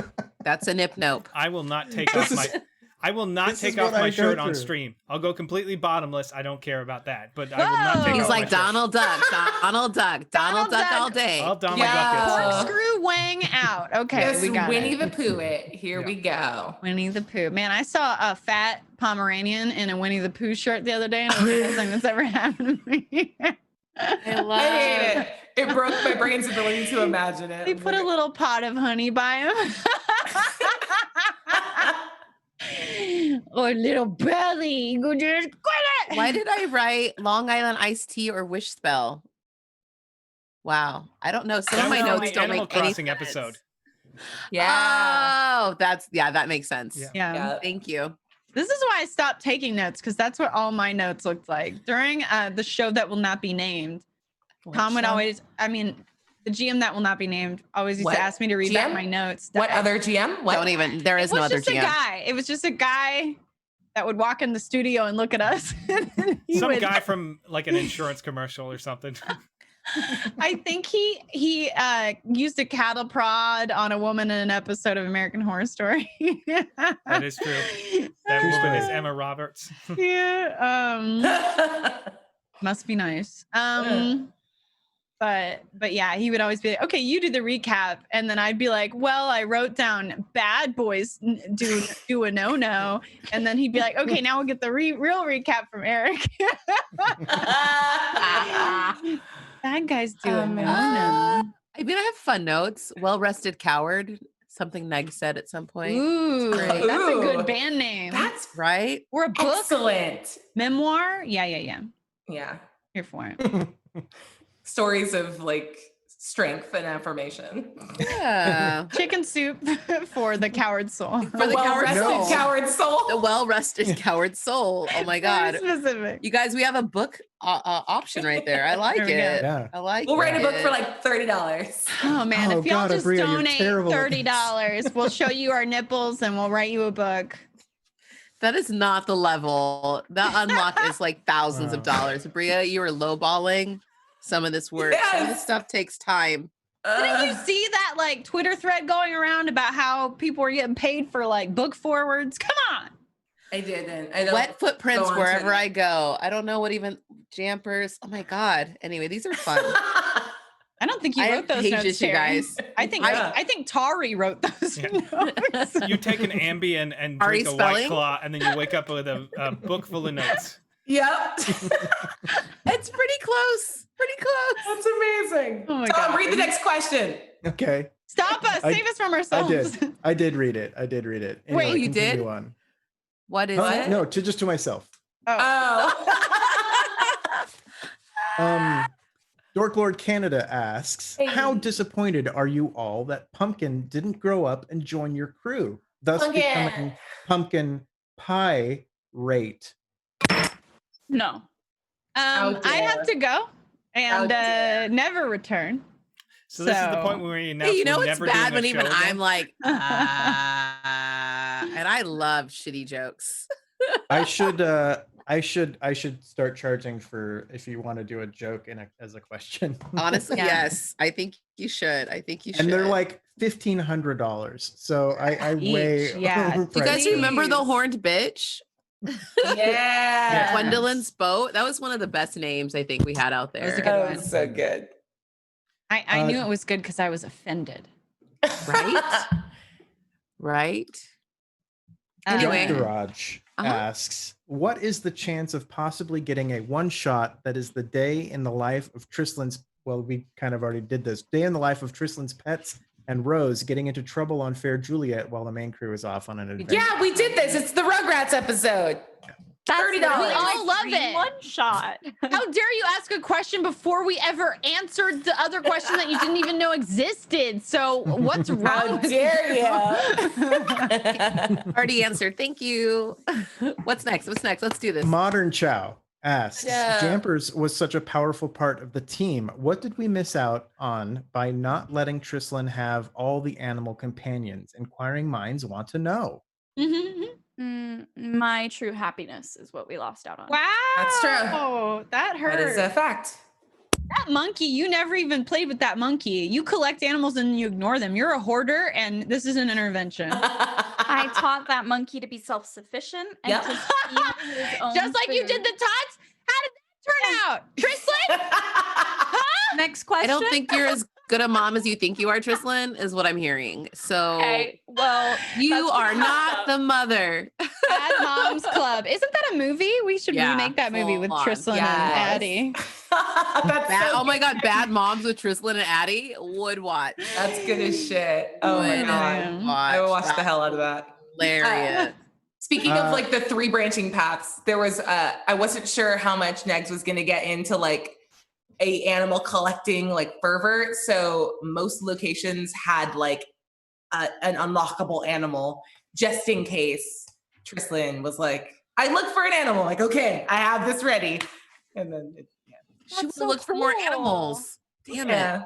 Okay, All I'm good. changing my answer to the earlier question of was there anything you wish you had done differently?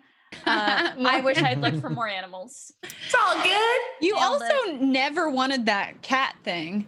No, didn't want No, it. no one wanted the cat. That's- Didn't want that the was cat. that was for Was there a Mama. Tressum? Yeah. Trust him. There's a The Tressum Tressum. was for Mama. I wanted you. There's a I lot, wanted like- there to be a cat there. I think it was season 1 where Abria was like, I'm gonna give you all magical items this week because y'all motherfuckers never loot the bodies. We don't. We're Y'all pretty are bad tragic pirates. about We're looting. really bad bad pirates. Yeah. I think it's because like usually our sessions end with the combat. So it's like It's true. we end the combat and then we're excited to hear Abria's stinger. So we just stop doing whatever's happening. And you know, I don't think that's our fault. I think that's your fault, Abria. I You're will like- take the blame of this. the worst pirates, the most evil pirates, because you will hold up a library, but you will not loot dead bodies of people who were attacking you. Yes. I don't Like- That's higher That's fine. education. Don't make me feel dumb. I was like, I'm a sensitive pirate. I like to read and make toast and bake bread. Where's the challenge in stealing from a dead person? Yeah. That's we go. actually against our code. There you go. But stealing from a whole library of like just a Or big a room of market. nerds. Or just an outdoor market. And We're not taking pirates, we're things. just bullies. Yeah. Fucking nerds. I like bop the book out of her hand. Fucking oh god, sorry. Oh god, sorry. Oh no. That was too real. I'm so sorry. I just smacked all the chat. This is like when Abria smacked chat. And then they started donating Smack money chat. so she wouldn't do it again. No, smack chat. Yeah, $5, I'll do it again. Too real, Vanna, but I'm sorry. I smacked the seriously backhanded chat. Okay, next question. And we have a panel coming up at Gen Con where we kind of answer this question and we talk about this question. So what I want you all to do is just maybe the first thing that comes to your mind about this. Here for the Fits asks, what advice do you have for new streamers trying to break into tabletop RPGs? Follow fun. You will probably come in with like a lot of cool ideas about what you want from the game. And this works for players or GMs, like whatever aspect of it you're approaching as. But like the thing that your players find fun, that the fellow table finds fun, if you chase that, that's what audiences like alight on faster, because they're part of like the discovery of like the cool thing that's happening. And it's not something that you're presenting. It's something that you are collaboratively building together. I like that. Having time to like get to know each other or bond if you are bringing together, like if you're, for instance, wanting to cast something and you're the one inviting a bunch of different players who don't know each other, having like time to bond off the show, I think, is really important. I think we're really fortunate that we got to start in person before moving to doing the show virtually during quarantine, because we've all spent time chit-chatting, sitting, kind of shooting the shit around a table together, getting dinner together, like getting to actually have chemistry outside of just playing these characters together. And so I think that bond and like the trust that we have in each other comes across on stream. And I think that makes a difference. I guess to piggyback off Negs's point is if you are streaming it, then you have to think about it not just in the context of like what is fun for you or what works for you, but you have to think about it in terms of the audience and what is going to be fun and interesting, engaging for them. And also in that same facet, like what kind of audience you want to build, like who do you want to be a part of that? So be very mindful of that. And you just have to, especially if you're the one starting this, like you just have to be very honest with yourself and honest with the people you bring together if like it's not working. Like if there's people butting heads at the table, if there's someone that's not engaging enough to make something interesting, like you just have to be honest, because at the end of the day, it's not like, oh, you can have your uninterested friend on their phone at a home game, you know, and maybe they still want to be there and you still enjoy their presence. But if it's to be streamed, it's be consumed as content, that's not what you want. You don't want people butting heads. You don't want someone obviously disinterested, and you don't want somebody in the group that is going against like what everyone else is working towards, or even a distinctly different energy that is just not vibing in a way that's making like a cohesive and things. So basically what Neg said, just make sure if you're going to stream it, you always have to consider the audience. And sometimes that means making hard decisions about like hiring and firing people, or being honest with yourself about like, okay, what can I do to make this more engaging or interesting? So. Respecting the table. Respect goes a long way. And piggybacking on that, it's like we have fun and we joke around and and stuff like that, but like it is a show, and like treating it like a show, like it's okay to like have jokes and like break character and stuff like that. But if it's too much of like it's y'all's inside joke and stuff like that, like if you're not doing the show, that's not fun for people to watch a group of friends joke about something that you're not a part of. And safety. Abri has always been really good about making sure everybody's comfortable. She has safety protocols in place that we can like raise an X if a subject matter comes up that we're uncomfortable with. You need to think about the players at the table and their comforts. You need to have the discussion before the game. You need to bring it up every now and then throughout the sessions. And you, again, need to consider the audience, because even if everybody at the table is like, yeah, that traumatic thing sounds fine to talk about, but you don't know if other people are watching. You don't know their personal history and backstory. So you just need to be mindful of that and make sure not only you and your players are safe, but your audience is safe as well. So do some research. There's a very handy book about what's it called, y'all?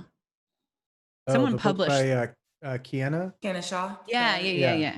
What is it called? Safety Toolkit. Yeah. Look that up. It's a good place to start. Yeah, it's really good.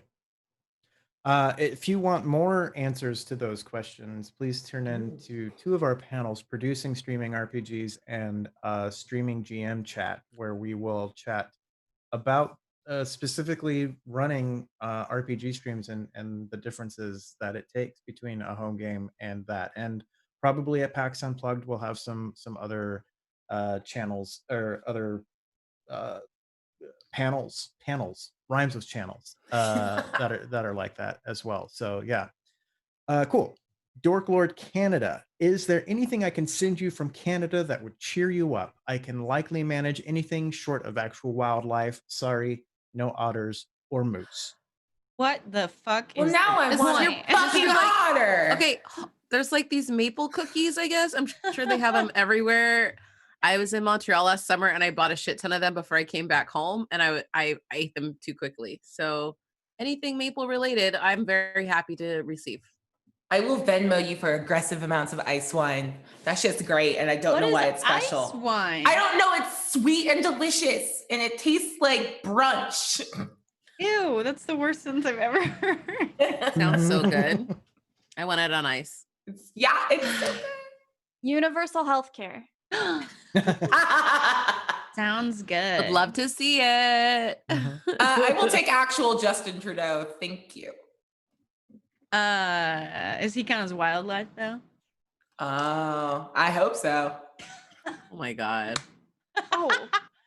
Abria's face looking, after that was looking like, around the rage garage for answers. The garage. The garage. Yeah, Avril Lavigne, if you can find her. Anyone there? Try to find me. We'll also accept her clone. I got some questions for her, so please, if you can make that a priority. Oh my God. There were so many loose threads in Skater Boy. God damn it! Bria, I love you so much. Love you so much. You are fucking perfect, and I hope you know that. Oh man, I gotta go listen to that album now. Go. What was the question? Old VHSs of SCTV. I don't know. Degrassi, the next generation. Oh, please. do you want anything from Oh, Canada? No, I don't want anything from Canada. Disgusting. Disgusting. This is America. Ew. I No love maple Canada. syrup. No I maple love syrup. Canada. Not maple syrup. What's wrong with you? Listen, I'm just angry because I'm scared and I hate things changing and that I might lose my privilege or it diminish in any way. So That's I fair. lash out at others. Sounds about white. Next question. Oh, nice.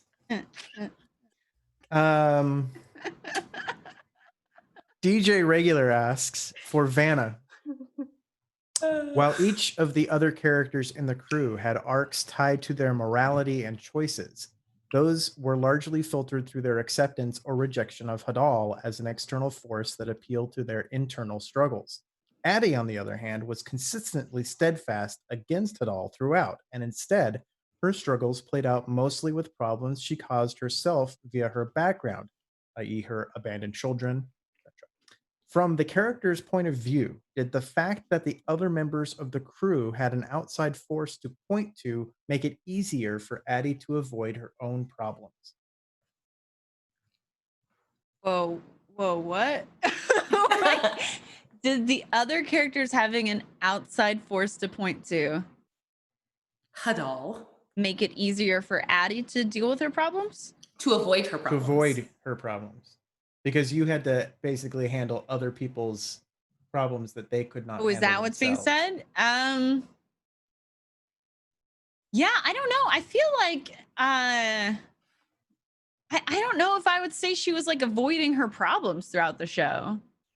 Like it's just not something you can deal with very quickly. You know, like it's like you can't repair years and years and years of child abandonment and neglect in I don't know what the time frame is of the few seasons, but less than 2 years. You know what I mean? So it's like I don't think she was avoiding that. Like I think her main arc throughout the 3 seasons was actively working on that, like trying to become generally a more empathetic person and also trying to reconnect with her children in a way that was not even more damaging than the initial abandonment. And then, of course, trying to funnel the love she gave up giving to her other children into this new child.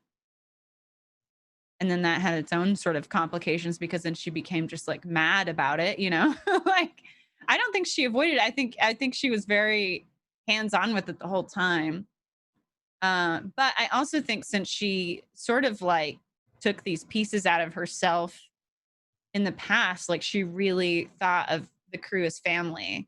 And I don't think they're of an age disparity that necessarily they're her children, but I do think she has that sort of like maternal protectiveness over them, especially having willfully and unwillfully lost people that she loves in the past. That when they gave themselves over to Hadal, it almost felt like she abandoned them again. You know, like where did I mess up this time that I lost them? You know, what choices did I make to get here that they've decided this is the way they need to go.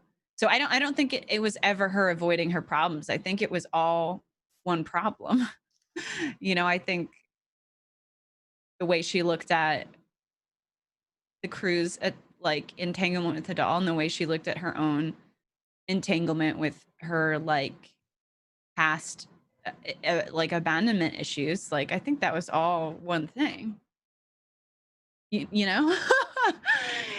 I think it was all connected for her. I loved watching like Addie's arc being like it wasn't just like one big choice that is like suddenly your character's like alignment switches because I'm a mommy now. I'm a good mommy now. Yeah. It was always watching, and you did a really good job of like showing a person who's constantly working towards making the right choice. And a lot of times the right choice is just showing up and being there and like not giving up on people and getting frustrated and walking away. Because like there were so many points at which Addie would be well within her rights to like drag the crew for filth and like leave them. And that was a thing that happened. Like it was so nice to see an example of kind of that, not in a bad way, but with Gwendolyn, of like the more cutthroat version of Addie. And then seeing that like, no, like Addie is actively choosing to like keep going back to that well and like supporting her crew and just making different choices and like choosing to be better every time a choice was presented was like phenomenal to watch. Yeah. I think it was specifically entangled with people who she felt like were her family, you know, and that's why it didn't transfer to Gwendolyn, because Gwendolyn was nobody. And if you're not a part of the family, then I'm sorry, Abria. I love nobody to Addie, you know, and if like you're not part of the family, are you a threat to the family? And now I'm going to initially assess you like that because of the life that we all lead and the world that we live in. Like that's that maternal protective instinct is like, I'm going to be harsh to you to like run you through the ringer to see what your real motives are, And I think going back to what you were saying, Abria, about her relationship with the crew and those moments where it's like, oh, okay, no, you keep going back to Hadal. So, and I keep telling you not to, and you keep seeing the consequences, and y'all keep making these choices. Like, why am I still here? You know, and I think a very like good like physical manifestation of that relationship was when Addie shot Hank and Trislan, because it's like one of those things where it's like it could be like, I don't know that she knew it would work, you know, like, and it could be one of those things where it's like I'm making a hard choice either way. Like I could do this and kill them and they'll be dead and that will have solved the problem, or I could shoot them and this will separate, you know, Hadal from their spirits and we can move forward from this, or I do it and nothing changes, you know, and and then where are we? So I don't know. Good answer. Okay. Nightshade 88 asks, don't know if it's been asked before, but are the number of episodes planned ahead of time, or is it entirely based on how the story progresses each week, or just a mix of both? We know how many episodes we are going to have when we start a season.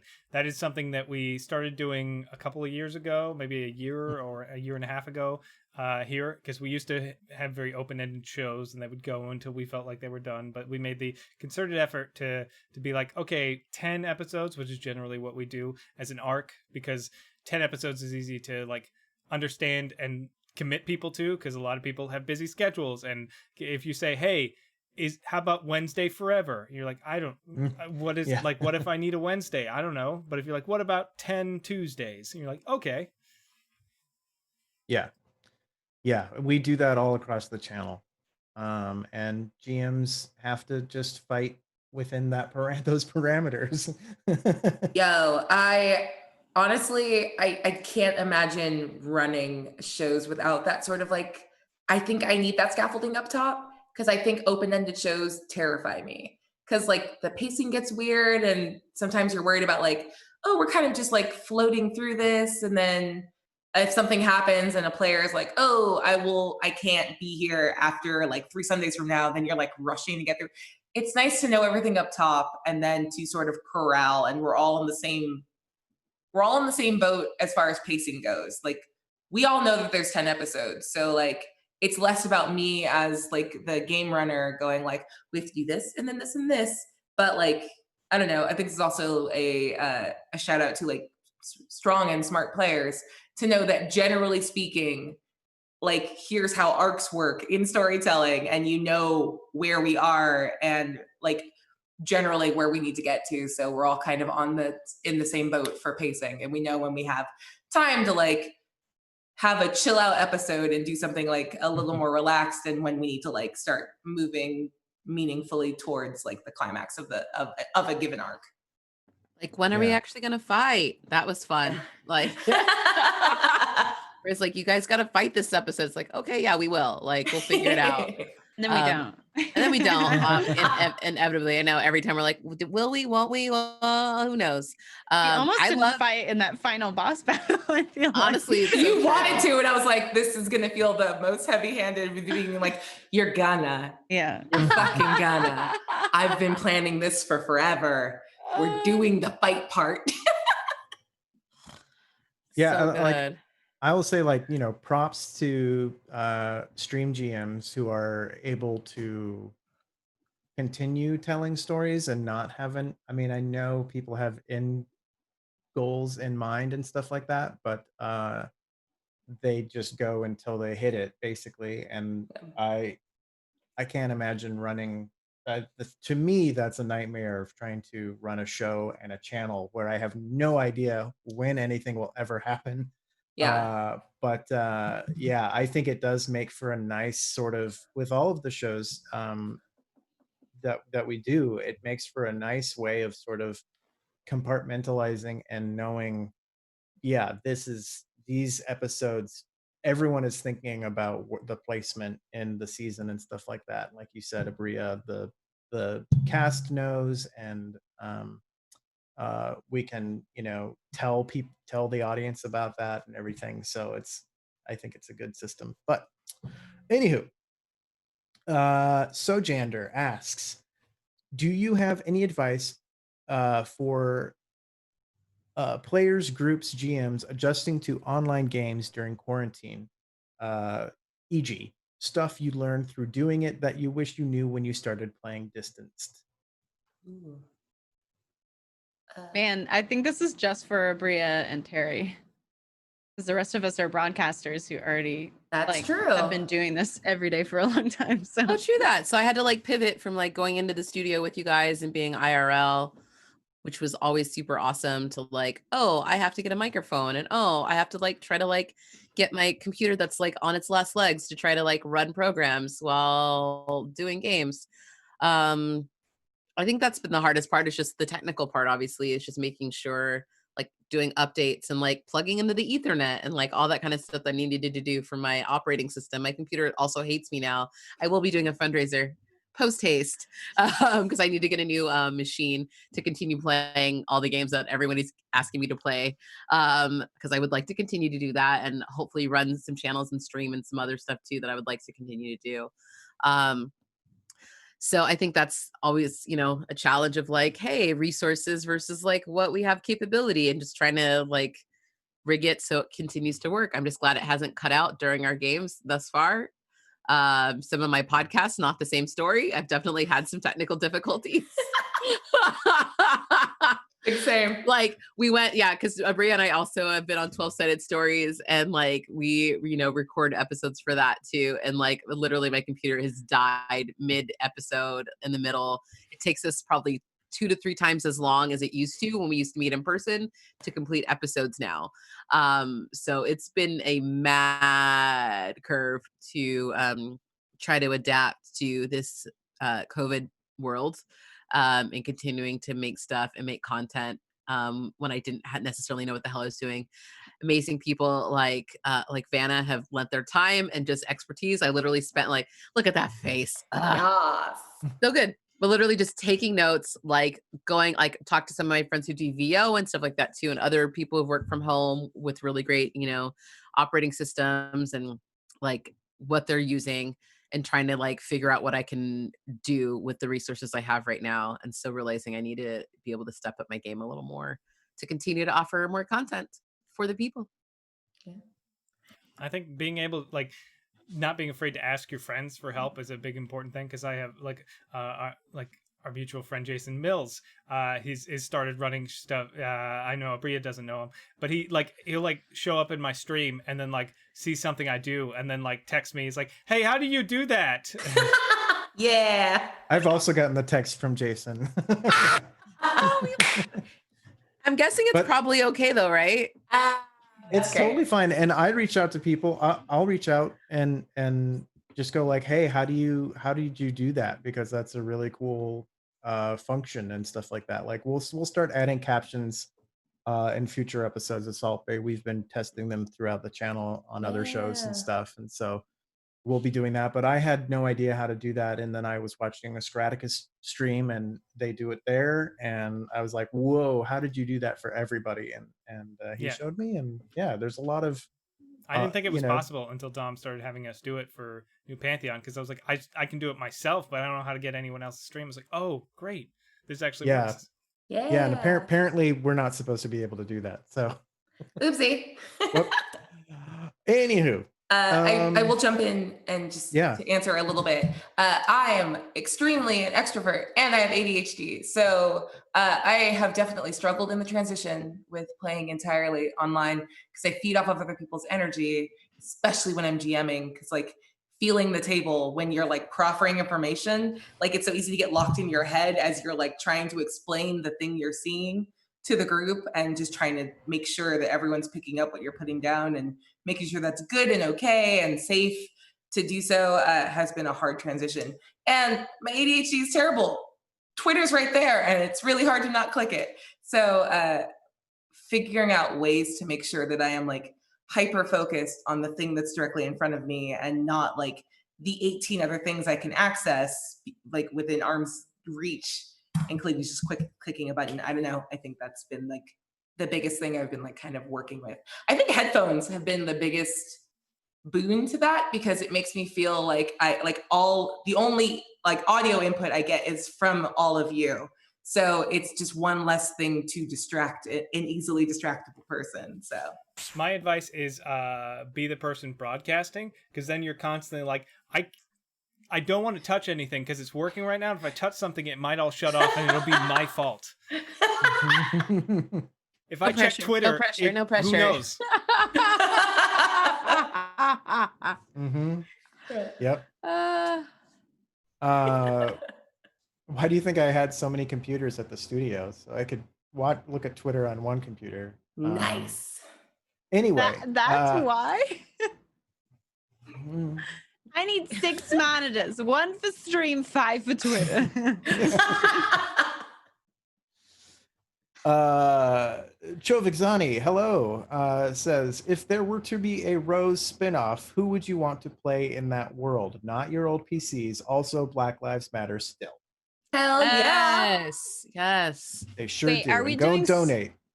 Are we doing celebrity casting, or are we doing in-game characters, or are we I don't understand. I think if we did a season where it was the adventures of adult Rose and her group of pirate friends. Is that what it is? So it's existing NPCs, or is it I read Rose? you the question. I can't Interpret it for us. Yeah, Show exciting. Yes. What are you saying yeah to? Buttercream out of my nose both times. Oh my god. Good show, Vexani. I have to think about it for a hot second. I thought I had an answer right away, and I don't.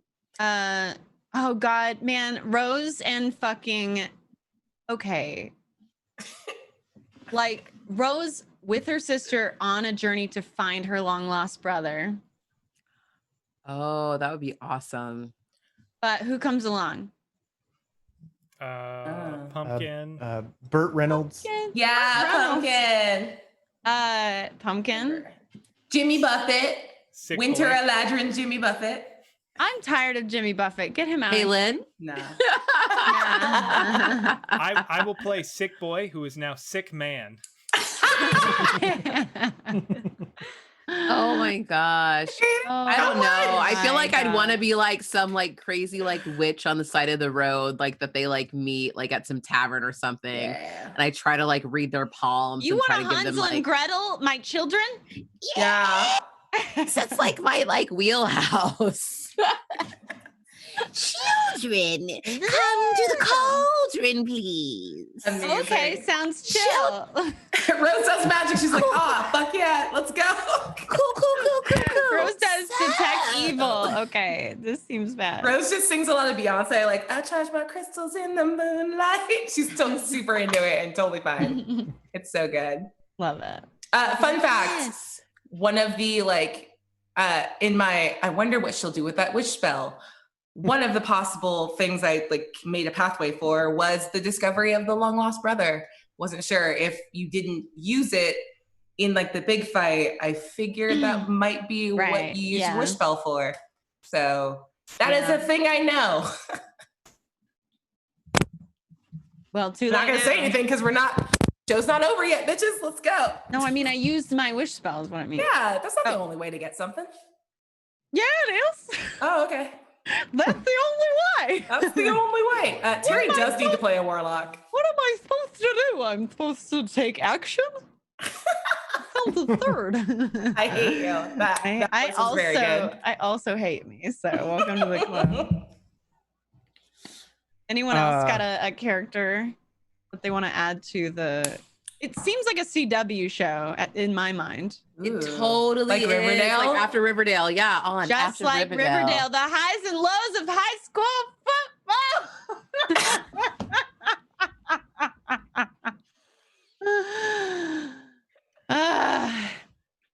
Oh my god. Eric, next. Wait, who's your CW character in this spinoff? I told you, it's Sick Boy. He has a glow up. Oh, sick man. Well, he's sick teen. Sick adolescent. Sick dude. Sick young man. Sick dude. He's a sick young man. Mm-hmm. I bet he looks like Hosier. Oh yeah. Does Hosier look sick? Yeah. A little bit, but like he looks like sexy a sick. tuberculosis like lesbian. Yeah. Consumption. Yeah, he's got the consumption. He coughs into like a the napkin rag, and it's like you bloody. see it over the shoulder, but it's like he has a wasting Dog disease. Space during all of this right now is my favorite thing to watch. He hates it so much. Whatever is going on, he's like, "Why did I give them this talk back? And are they okay? We're not. Why is it still going? Like, what's going on?" I really need to take this out of the non-existent contracts I give you. Announce that live on the show that you don't give us contracts. You heard it here first. We're from free a legal agents. perspective. Yeah. Is there anything you wanted to add, Negs? I feel like I wanted something from you. I'm gonna be honest and say I need to consume more CW content to have a good framework of which are. You're already basically Sabrina, so let's go there. Hear me out. What if you just played Sabrina? All right. I'll be Sabrina then. What if Rose went to like magic school, but it was like sexy Sabrina Chilling Adventures magic school? I'm here for it. This is all I want. Oh, now God. I want this a bunch. I want this show so bad. Oh my God. So Give badly. Me those weird sisters. Give them to me. They're so hot. So hot. So hot. I contemplated a big chop and was like, can I just do like little finger waves? But then I realized I'm very lazy and would never do it. Oh, Too much Wow. work, Bria. I You have a look- wig. I you have a look wig hot that no is matter like that. I what. have a finger wave wig. Ooh, that's smart. Shit, I gotta get in this Cute. wig game. It's cute. Got it from Superstar Hair on Ventura Boulevard. You should check Oh them my out. God, They're thank you. nice. Yeah, we should Black talk owned, more. nice ladies. Oh, we we love to see it. this. Oh, Nana, we're the same. get your quitty emotes in the chat. Yeah, everyone drop that love to see it emote right now. It's updated. It has your face on it now, Bria. It's Wait, what? beautiful. Wait, I love to seriously? see it. Yeah. Oh shit! She's an emote. I need to get in chat more Love often. to Hell see yeah. it. I The need drama. it. I love I didn't it. even know. I'm so happy. Also, there's not a contract, so you can sue Dom for using your image in his emotes, which he makes money from the subscriptions to the channel. Now that he's No, I'm announced just it. here for the exposure. Yeah, this- Love it. I'm gonna put that exposure all over my crackers and eat them on up. You can't eat clout. Let's go. Exposure. Exposure. I'll never starve. Do you remember Clout? Do you remember So Clout with the K, full. the website Clout that Yeah. tried to like No. tell you like, oh, okay, there was a website called Clout. Because we're and old, they- Dom. Yeah, I know, right? Seriously. DJ Regular earlier had a comment who was just like, Terry and Dom are going to be the only people who know what this means. And it's true. But anyway, this website Clout you could go to, and you would plug in all of your social handles and stuff, and it would tell you how popular you were. Oh shit. That's really Yeah. upsetting. Yeah, it I'm glad I it never was- knew about it. People would be like, my Clout number's a 38. And it's like, whatever. I don't know. It meant I'm something to anxious someone just at some hearing point. Oh my God, I love your face. You That's would've been fine. amazing. You would have been fine, Negs. You would have been fine. Okay. Leon Betsy says, or Basie, says, was there ever a background character that the cast wanted to see more of? Karen. Ooh. Like an NPC. Karen. Yeah. Karen. I always thought wanted you more said- Karen. I thought you Karen. said carrot. Yeah, there was one Carrot. carrot. Do you not remember? Hi, just wanted to everybody. see I'm one Carrot, carrot. the silly pirate. It's just Carrot Top as. Oh God, I hate it. Oh, I hate it so much. His pirate name is Carrot Bottom. Yeah, he's super jacked, but he had a lot of Lot of plastic work done? surgery. So Ugh. That's a mental man. nightmare. He got a facelift from a swashbuckling incident. I don't know why y'all like Karen so much. I just hate her with my whole heart. She just consistently made me laugh so hard. Yeah. That I mean, you I said feel you like- don't know why. I'm just explaining. She I feel genuinely like- just made me laugh. we got enough Karen. Like we rode that line like too much more. If we made her like, I'm glad she got off the ship immediately, because if she were like a consistent character, she would get old real but fast. But it was so glad so she fun was while she was murdered in the here. street. I'm so glad. That was Made wish my fulfillment day. for me. I was like, Mm, and Yeah. she's gone. and she's gone. I She wouldn't have doesn't get to- minded more Gwendolyn. Gwen we- went out like a as- G. As far as NPCs, I feel like Gwendolyn was at the top of like recurring character list. Yeah. She was great. There was gonna be a whole cool Gwen thing, but I fucked up that one fight. Yeah, you the did. dragon fight. And then we like Yeah. killed her again. And we were like, bye Ghost Gwendolyn. It was Oh, like yeah. so fast. That was my answer to like the regret question earlier. Like if you had any regrets, I was like, oh, I did a fight wrong. That had a bunch of backstory. And I was we like, oh, I killed just them. did it wrong. And you did so much research. You had us Whoops. all like, we all sent you stuff, I think, that day too. You were like, give me backstory and this. We were like, okay, we all like had to like type up and send you something. And then Yeah. I was like, And like it was Fireball. like we literally like, yeah, Eric like killed it in like 2 minutes. And we were like, well, all that work was okay, cool. And that's what happens sometimes, you guys. You Oh, can it make a just lot happens. of plans for a stream for the night, and Yeah. it doesn't matter. Like you never know what actually is going to happen, and once we start playing, and it's gone. Oh, we know what happens. Hot Who? springs happen. Yeah. The trash pirates are at it, and it's done. The thing I I would like love to though. see- Oh, go ahead. No, I would love to see like Jasper and like the his comeuppings of like running into the Salt Bays again and be like, hey, this is the fucker that stole from us. Oh yeah. I really actually like those character interactions where it's like it's kind of that weird like understanding. Like, no, you're a bad person. We're also bad people. We're just bad people doing bad things to each other. So it's weird sort of like camaraderie, but also like what do you call it? Rivalry? Yeah.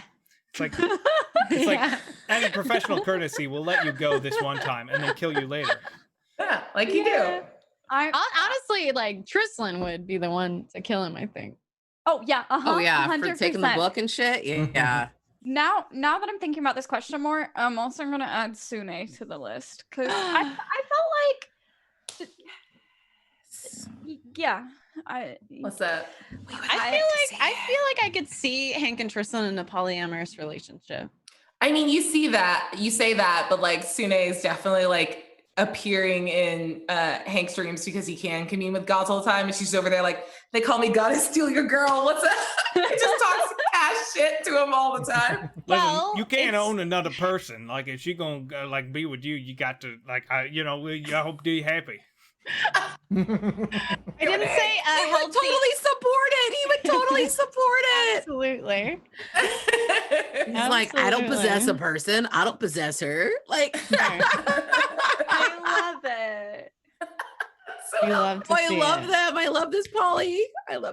He's very good. Eo's on the other hand, I like smelled that one dragon lady, and he was like, "What the fuck is this?"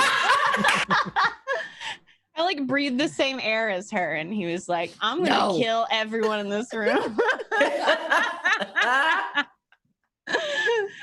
Amazing. Oh man. Oh, I was super into like the ship that sailed from my heart out of Hank's paranoia phase of like the moment Trislan and Addie like were like whispering to each other. I was like, oh, I want more of this. I love that, and I love it even more after watching Legend of Korra. Because I was like, that was our fucking Korrasami moment, and I didn't know it. My God. Beautiful. Next question. Sorry, Hank's paranoia episode. So good. So good. Eric. That was absolutely a highlight. Fuck yes. You crushed. What was that it? Was so funny. Like it was just flavor text on a like slight mechanical like middle finger, and you like ran with it, and it's awesome. It just I think it made the whole episode. It added such an interesting like layer of intrigue and like tension that was never going to be there otherwise. So I actually really love, in hindsight, I feel like I don't realize it when they're happening, but I really love the way we incorporated the Stein poles into the story, because at the time they usually feel like you've no idea how they're going to work in the narrative. And I just remembered I had one that was I think it was from a Stein pole of Trislan, not like she lost her vision. Yeah. It was just for a couple hours, but we worked it into the story in a way that made sense with the narrative. It worked with having a guest for that episode. Like it was a way that they got to interact together. It led to a really interesting dynamic with Trislan and Hank, with him helping her out and everything. And I feel like that's a really common thread with a lot of the Stein poles, is they've actually led to some really good moments in the show, even though they sound kind of silly on paper. And I'm really grateful for those. I think some of my favorite moments came from those Stein poles. Yeah. Thank you, Eric, for doing all of that, by the way. And the key for unlocking them too. Yeah.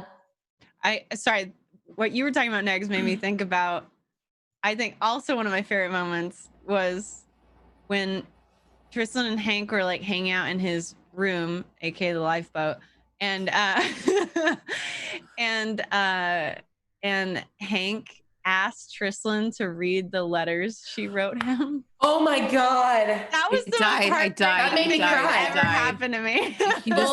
Cutest thing ever. Fuck.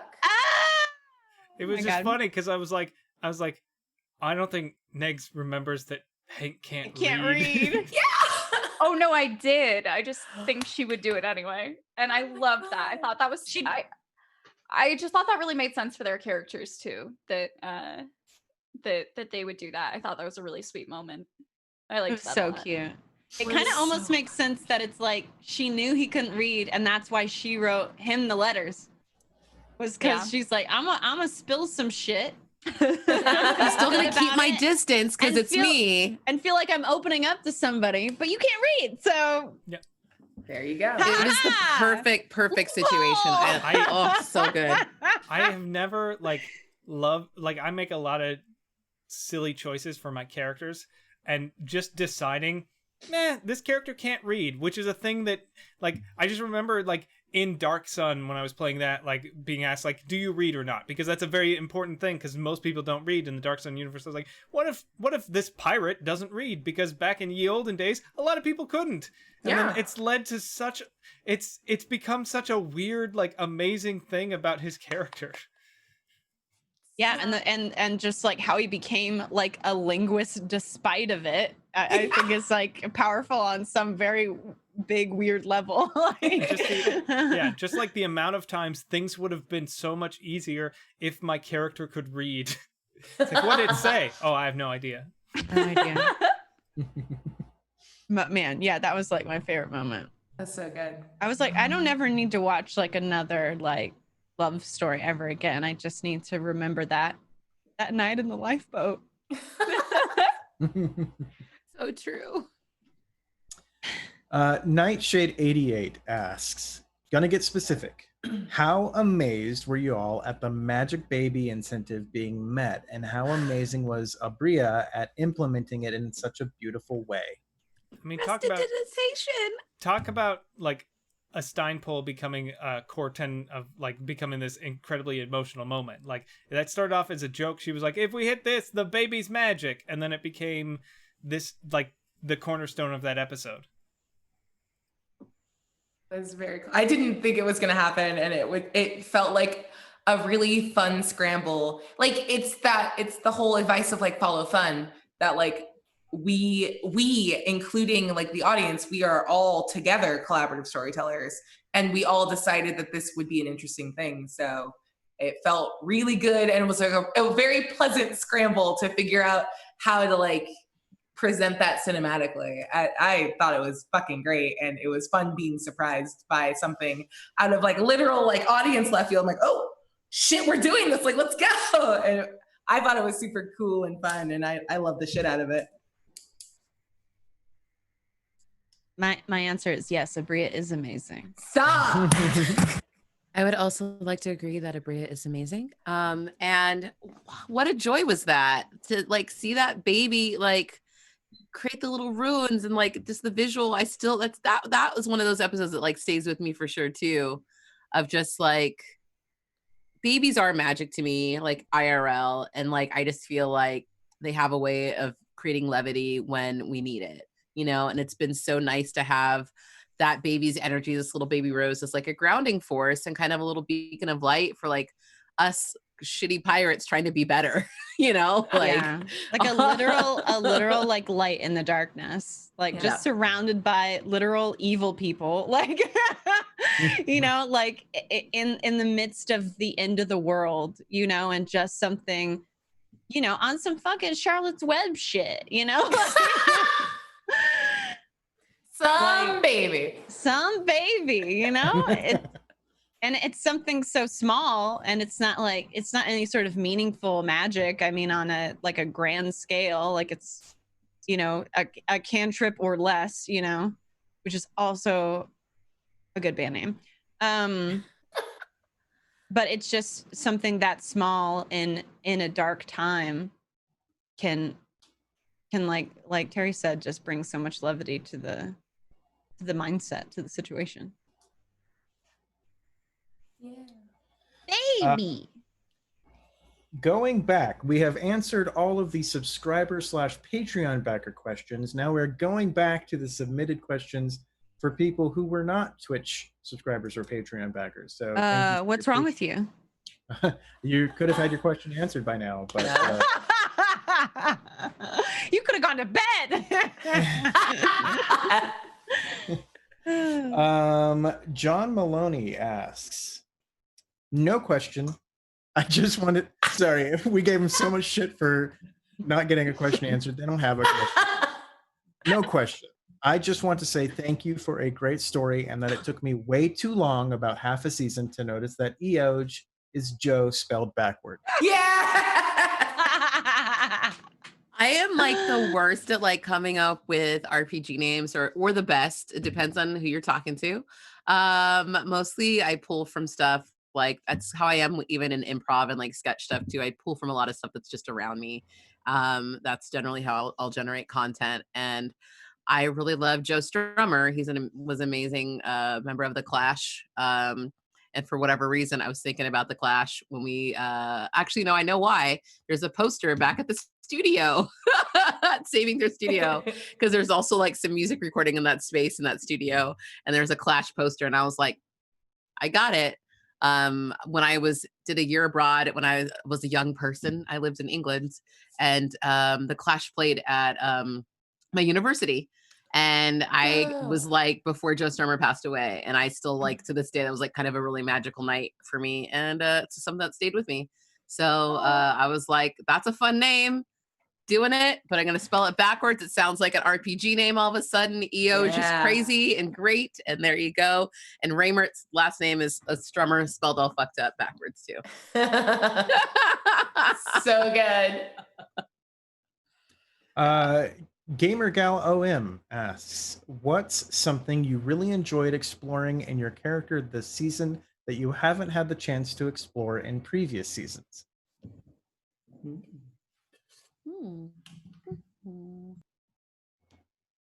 It was brief, but I think getting even a glimpse at like Addie's backstory with like her previous family was cool to explore, because like up to even the first 2 seasons, I don't even think it came up, or if it came up, it was like flippantly mentioned or something. So to like physically see it and see how it, specifically like how it ended, like I thought that was pretty cool.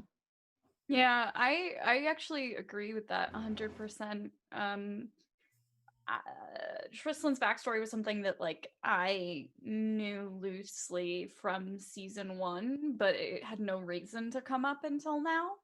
And so it's just been kind of something where as a player, in the back of my mind, I was able to be like, okay, well, why would she make a choice like this? Or what might frighten this character? Or like, what is she really afraid of or insecure of? And you know, I knew all of those things above game. It just didn't come up in the story. So to have even like a little insight or two into that, and to get to share a little bit of that this season, was something that I'm really glad I got to do with her character. It was also a lot more emotionally overwhelming than I thought it was going to be. And I think that is really a testament to how immersive Abria makes everything at the table.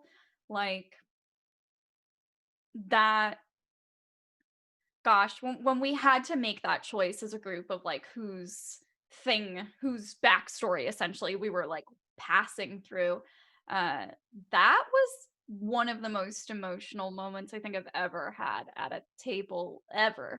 And it was so, I can't imagine not having had that opportunity to like get to explore that tiny little moment, which was just a couple minutes on the show, but like years and years and years of trauma and backstory for the character. And I think Abria did a really good job of giving us a scenario that allowed us to like distill a lot of backstory without having like show don't tell kind of thing. And that was really special. I don't know how that came across audience wise, but to me it seemed like it gave y'all a really good idea of events that have shaped each of our characters without us having to be like, here's my trauma. So I'm really grateful for that. I know I've talked a lot about that sequence tonight, but I really think Abria just deserves all of the props and credit in the world for so succinctly coming up with something that narratively fit like it made sense for our characters to have to do that, but it also worked thematically on a different level. It worked well for their personal journeys. It was just too good. Chef Too kiss. good to us, Sabria. Yeah. We don't deserve you. No, that sequence doesn't land if you guys aren't like bought in on it. So that's nothing without you guys being good players and like leaning into it, because it can also just come off as like, oh well, I'm goal oriented and I don't give a shit about that right now, so I like march on through, and you can no sell it super easily. But it's like, if that worked well, it's because you guys are excellent players that are like deeply in tune with that understanding, like the balancing of like duty ethics versus like personal growth, and like the need to like resolve and kind of kill your past in order to like be something different for like becoming the person you need to be in order to like save the world. So that's all you, but thank you. I wish you would stop diminishing how amazing you are, because I really want to shake you. I really just want to. I wish you would. I would hug you. Shake you. No, I'm busy shaking you. I think I have very long arms. I can do both. It can all be true. I am going to lead by example and say thank you for acknowledging our work in the matter, but I would also like you to not do it in a way that you're like, that's all you. I was there. It was overdone. Da, da, da, da, da. Like, Bria, you are amazing. You work really hard and you put a lot of fucking creative and emotional energy into it. You're super mindful of every little tiny aspect of our characters, which we don't deserve because we don't even remember when you give us night stuff. Like, like we don't deserve that, you know? And you plan a lot of like amazing, like juicy shit in advance, but then you also just have such an amazing instinct to adapt it on the fly or create an entire new thing out of thin air and make it feel like it was written for a feature film. Like, you don't get to diminish that. You don't get to do it. And if you do it again, I will fucking scream at you. You're amazing and we're grateful for you. And you're allowed to include us in your accomplishment, but you cannot push it onto us and off of you. Can confirm. She will call you up on the phone and yell at you for not loving yourself. I would love a phone call. I'm just gonna keep doing it. I'm gonna call you later and let you know. You're amazing. Thank you. I appreciate it very much. I love you. We love you. I love you. Don't turn this around. Wait. Oh my God. Dom, what was the question again? Hold on.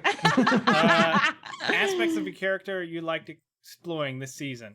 I will say the one that I really haven't liked explored before. Yeah, the one I really liked was like the whole thing of like when Eosh was like, we're good now, and Hank's like, no, we're not. Like, just seeing like Hank, because Hank is a very neutral character that kind of like goes with the flow, but having a hard like, no, we're not okay, and I don't know if we'll ever be okay. Like, I don't know if I'm your friend right now. I was like gonna echo that. I was gonna answer the same. That was like so hard.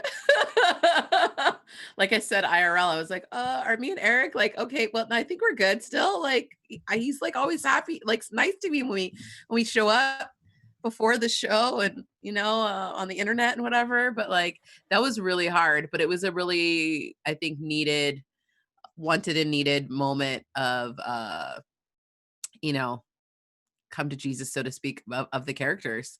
Because, you know, Eosh was blatantly doing something that he had already seen fail and fail terribly, and still insisted upon using this, like, you know, otherworldly power.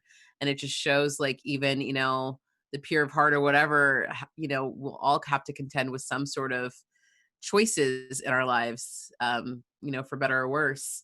Sometimes we don't know how we're going to react when the shit really does hit the fan, or when we're really, you know, pressed with real life choices, whether that's echoing real world or not.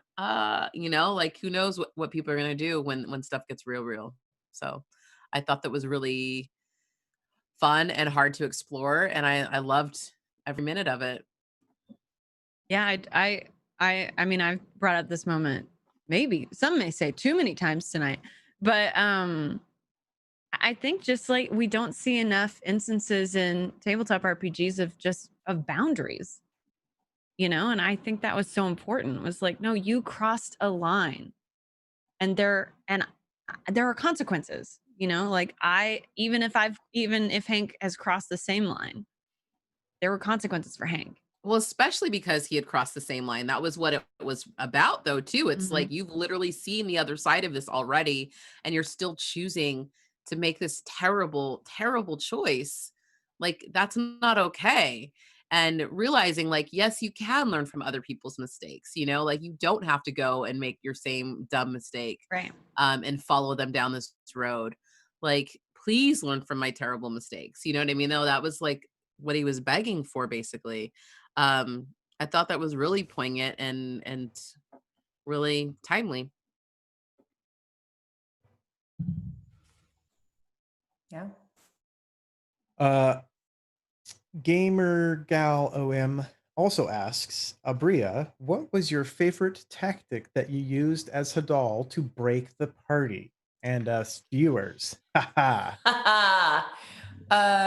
think it was very obviously in the game. My taunting with the coin and sort of flirting with the fourth wall of like Hadal is also like every silly instinct of like the adversarial GM of just like, but I want you to do this bad thing. And it was fun messing with like not only like the player characters, but also the players, and just saying like, hey, this is a little bit of Bria talking too. Isn't it fun to just do wacky shit? Like, and sort of like skirting that line, because once again, you guys are very good players, and like sort of playing with that compartmentalization between like what you as a player want for like your character and for the game, and versus like what your character wants, and sort of like leaning in between that liminal space between the two. Especially as later I realized I wanted Hadal to be a like multi-planar threat. So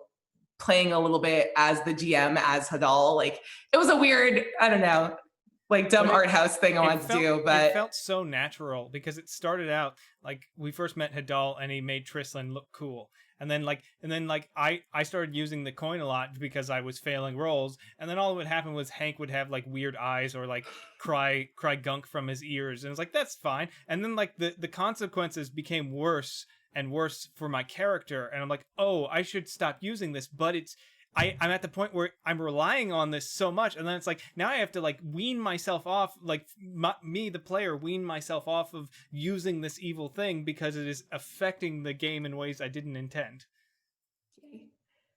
Also, I don't think I ever said it out loud, but every time someone took like Hadal's coin, like I was keeping track of it, and I had a little spreadsheet. Like there's basically like a like heightening table for things in the final fight that went certain ways based on who was doing something and how deeply they were connected to Hadal. So like certain hits hit harder. And I don't know if like chat was just like, I have no idea what the fucking stat block is for this. And I was like, it varies. And it was me just having like a complete weird like math boner in the corner of like, Trislin grabbed it a certain amount of times. I should have it open right now so I could actually like look at it. But like Tristan grabbed it a certain amount of times. So like it was multiplicative like D6s for every time she got hit. And like, if you guys had fought physical Hadal a little more towards the end of the fight, you like Eric and Negs, both of you would have like been able to do more damage, but also like taken so much more damage for each one of those hits because of how deeply connected your characters were to him, and how intermingled your like strength and abilities were. So yeah, it's fun. Last submitted question. So if you have questions in chat, get them ready. Ragor412 says, don't know if it's possible or not, but if beings on the prime material plane can somehow ascend to be gods, and if Dirty Hank just so happens to become the new Thrain, would all of the offerings to him appear in Dirty Hank's various rooms that are his, and would Hank just be constantly confused as to where all the items are coming from? Yeah, I don't think this was a question. I think this was someone. That was a writing really their- great suggestion. They wrote their fanfic, and No, he would definitely. He would definitely be in whatever planar realm and be like, "Who put this goddamn thing here? Who keeps leaving all this stuff here?" Oh, that would be man. hilarious. Oh my God. He would have so much stuff. I don't know. I can see. I'm sorry, I keep talking about Avatar, but like, Don't be sorry. I'm Okay, rewatching good. Korra right now. perfect. Oh my God, have you read the comics though? Is this I just anime? got the first one. No, it's American animation. They're giving you so shit. good. Finish the comics and then call me on the telephone. Okay. What was I gonna say? Oh, but kind of like just like an example where it's like, okay, so Hank is maybe not a very serious character the majority of the time, but we have seen this serious side of him, and kind of like Aang is in the Avatar, like he's very silly, like he's the comic relief, like he's very goofy, but it's like when things get serious, and especially like when he goes into like the Avatar state, aka like if Hank became like on this other level like a god, like I think it would really shift his persona, you know, and his motivations. But I could totally see Hank in that position, like coming from where he is and ascending to something like that. I don't know. That's not out of. Yeah. Not only is it not out of the realm of possibility, like I can absolutely picture that. You know. Let's put it in the idea pile. Yeah. Okay, so Janitor asks, Eric and Terry, any advice on how to process when you start feeling your character's frustration, a la the drama between Eoj and Hank? Wait, what was the first part of the question?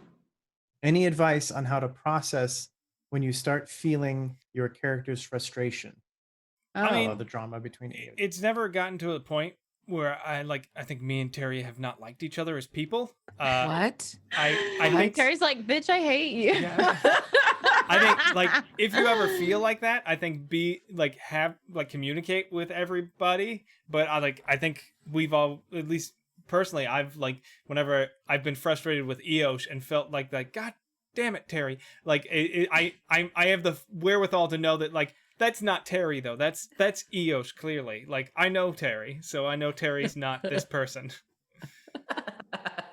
No, yeah, we have I think we talked about it earlier, we have, safety protocols in place and whatnot. So if something ever were to go too far or felt like it was like a personal attack or something like that, we would make that known to each other, through our table here.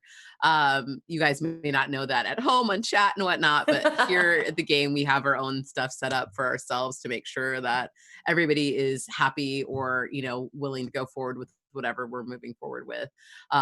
So no, it may feel that way, but it's not. I know that that's not IRL, and thank goodness that it's not, or else I would not be on this conversation right now. It would have been a problem. The only time it got the only time I was really it frustrated me was when Eosh got his mind powers and could link and have conversations. And That's the best thing that happened to this show. But it was just as coming down, the first couple of minutes after the show end of coming down from the high of doing the show, I'm like, why does Eosh have to butt in on literally everything? Why won't Eosh just back off for 1 minute? He doesn't know how. He doesn't know how to not. He's and trying sometimes to, too, I would annoy myself. I was just like, damn it. No, I think the biggest thing is just always just to remember that we're playing a game, and that's, I think, any type of acting and whatnot too. I've done all kinds of roles in my lifetime, and some stuff sticks with you a little longer than others, and sometimes it takes a little moment to kind of shake it off. But you have your grounding touchstones, hopefully, if you are, going that deep into a game or that deep into a role, that helps pull you out of it. And yeah, I just feel like it's still acting. Yeah, I'm not super method when it comes to that, so it's all good. I've got lots of training. I studied at Harvard. Ooh, classically trained. Studied in Moscow. Annoyance. I've performed around the world. It's true. You know, Terry goes to the Fringe, the Bangs Festival. The Bangs Festival. I was at the Fringe. They got the Fringe. I was there last summer. Bangs I was in Edinburgh last summer and in Montreal City. So yeah, I mean, I coach and I train and I talk with people about catching stuff, but really about, accessing characters, and really it's, I took drama 1A at Sierra Community College. So perfect. I almost taught there, I think. So I was the lead in 12th Night. So y'all, come on. I was Mr. DePenna in You Can't Take It With You. No, I mean, honestly, I think for any actor, I think that's hard. There are some actors I think that do go too far and do get kind of lost in their characters. And there are some, very big cases of that. And I'm not one of those. Don't talk about friend of the show, Jared Leto. Adore him, Jordan Catalano. Friend but like of the show? Yeah, like he's a huge fan of Salt Bae. Oh my God, completely. That makes me actually really uncomfortable. I adore him so much. No, I love him so much. I think you just always have to remember that, keep your foot in reality and just remember that it's just fun and games. And if it ever is not that, then you need to like find something else to do. Well, and also step away, take a break. Communication is key. Like I totally agree with what Terry's saying, but also if you feel those things, you can also talk about it. Like after, I think we talk about the episode after we go off air, like every time, you know, like we used to, like when we were meeting in the studio, we would like finish the show and talk for like 5 minutes, and Dom's like, okay, I want to go home, please. So then we'd go stand in the street for like an hour. Yeah. I was gonna say 5 minutes. Yeah. Or we go to like our favorite what kind of watch are you wearing? little watering hole not too far away and hang out and just chat a little bit more about it. And I think that's, a part of debriefing, if you have some space to do that, I think that's really important. Especially if, you're playing a home game and whatnot too. If anything ever happens like that, spend some time and talk about it. Communication is the way to go. For sure. And I think that also harkens back to the curation of your table, like whether you're streaming it or not, just making sure everyone feels safe and comfortable, with each other, and their interpersonal relationships are healthy. Because I've definitely been on the receiving end of like in-game harassment where it like transcends the game. And now you're literally being abusive to me as a person. And that's happened to me a couple times. And unfortunately, both times it's happened to me live. And so I just have to like sit through it and I can't walk away. But I have chosen to never play games with those people again because they made me feel so ostracized and so abused and disregarded and unincluded that like I would cry in my car for an hour afterwards, and it's like, you don't have to do that, like there's no reason you have to continually put yourself in that situation. Like you and whatever you're feeling, that's valid, and you have every right to take yourself out of that scenario, whether it's a casual at-home game or a paid gig or a live stream. Like you have no obligation to anyone except yourself, and taking care of yourself. So yeah, stay safe. Please. For sure. If you're getting angry, calm the fuck down. Come for the fits, asks Abria, had you anticipated Addie's death, and was there a Deus Ex Machina planned for her if she hadn't made it? No. Next question. Great. Duncan O asks question for all. Wait, what? I feel like we talked about this a little bit, and I tried to telegraph pretty hard across the season, like the final fight is a lethal encounter. Please let me know in advance if you want your character to be like, I'm perfectly happy with like a message of like, please don't kill my character. I don't want to deal with that right now. Like that's totally fine. And I was not given any signal that anyone didn't want their character off the chopping block. Yeah, we were all on the table. Like I think we're all like knew that it could be the end for anybody at any point. So I will say there is one roll where I pulled a punch and I didn't have to, and I'm really angry about it. What roll? Hadal's last hit against Dirty Hank. Yeah. For some reason, I had put. I was trying to keep track of your guys' HP too, and I didn't. I don't know why I put like that Hank had taken a lot of damage across the fight, and I was like, this is gonna feel less good if I like punch him for like 92 damage, but you would have been fine, and I should have just done it. I hadn't taken a hit yet. I was so angry. And he's like super monk. Like he's like the most superhero out of everybody. Like, I have a quadruple win, so I actually shoot into the sky and become a star and recover to full health, and then I come down as a comet. Whenever you do damage to me, I heal twice as much and get that many gold pieces. Wow. Well, it was just one of those things that like it wasn't going to be like a character falling during the fight, which I think is cool, and I would never have pulled a punch on that. But because we had already like zoned in on Addie, who had been left behind, and we were like resolving, like that had been the dramatic beat that we were going with, I felt like incidentally felling another character and knocking Hank unconscious just as like a last FU from Hadal wasn't going to like be that impactful. So I think I took like 40 points of damage off of it and didn't hit you that hard. And didn't really matter, but no, Addie's death was for sure. I was like, oh, this is happening. And I hope she remembers she has a wish spell, but if it doesn't happen, it doesn't happen. And like, what an interesting world this will be. And I think I just felt delight. And that sounds sociopathic to say out loud, so I'm sorry. I remember like Addie went unconscious, and I'm like, and I knew like since literally session 1, I was like, I'm gonna use the healer feat so that I can like get people up if I need to. But I was like, no, Hank wouldn't go to her right now because saving her's not the job right now. Yeah. So good. And I think you said that out loud, and I think there was this very cool like round robin of a whole round of initiative where all of you had to justify like why you weren't there in that moment. And it was one of the coolest things ever. And I tend to not like combat is interesting. It's never the most interesting part of like a fight for me, but like this sort of like climactic slow-mo like moment where we understand exactly who these characters are in this like extremely important like tableau. It was very, very cool, and I liked it a bunch. And I didn't want Addie to die, but it would have been a glorious death. I kind of wanted to die. No. Honestly, I kind of wanted Addie to die. Yeah. I was kind of hoping Hank didn't make it or like died. Like I wanted someone to die. Yeah. I didn't want anybody to die, but I'm glad people got close. Is that terrible? No, that's great. It was interesting. It was interesting. It was interesting. Yeah, it was interesting. Well, it was like I was watching a thing with George R.R. Martin was talking about like when he was reading Lord of the Rings as a kid and Gandalf dies in the first book, and you're like, now nobody is safe because Gandalf is dead. Yes.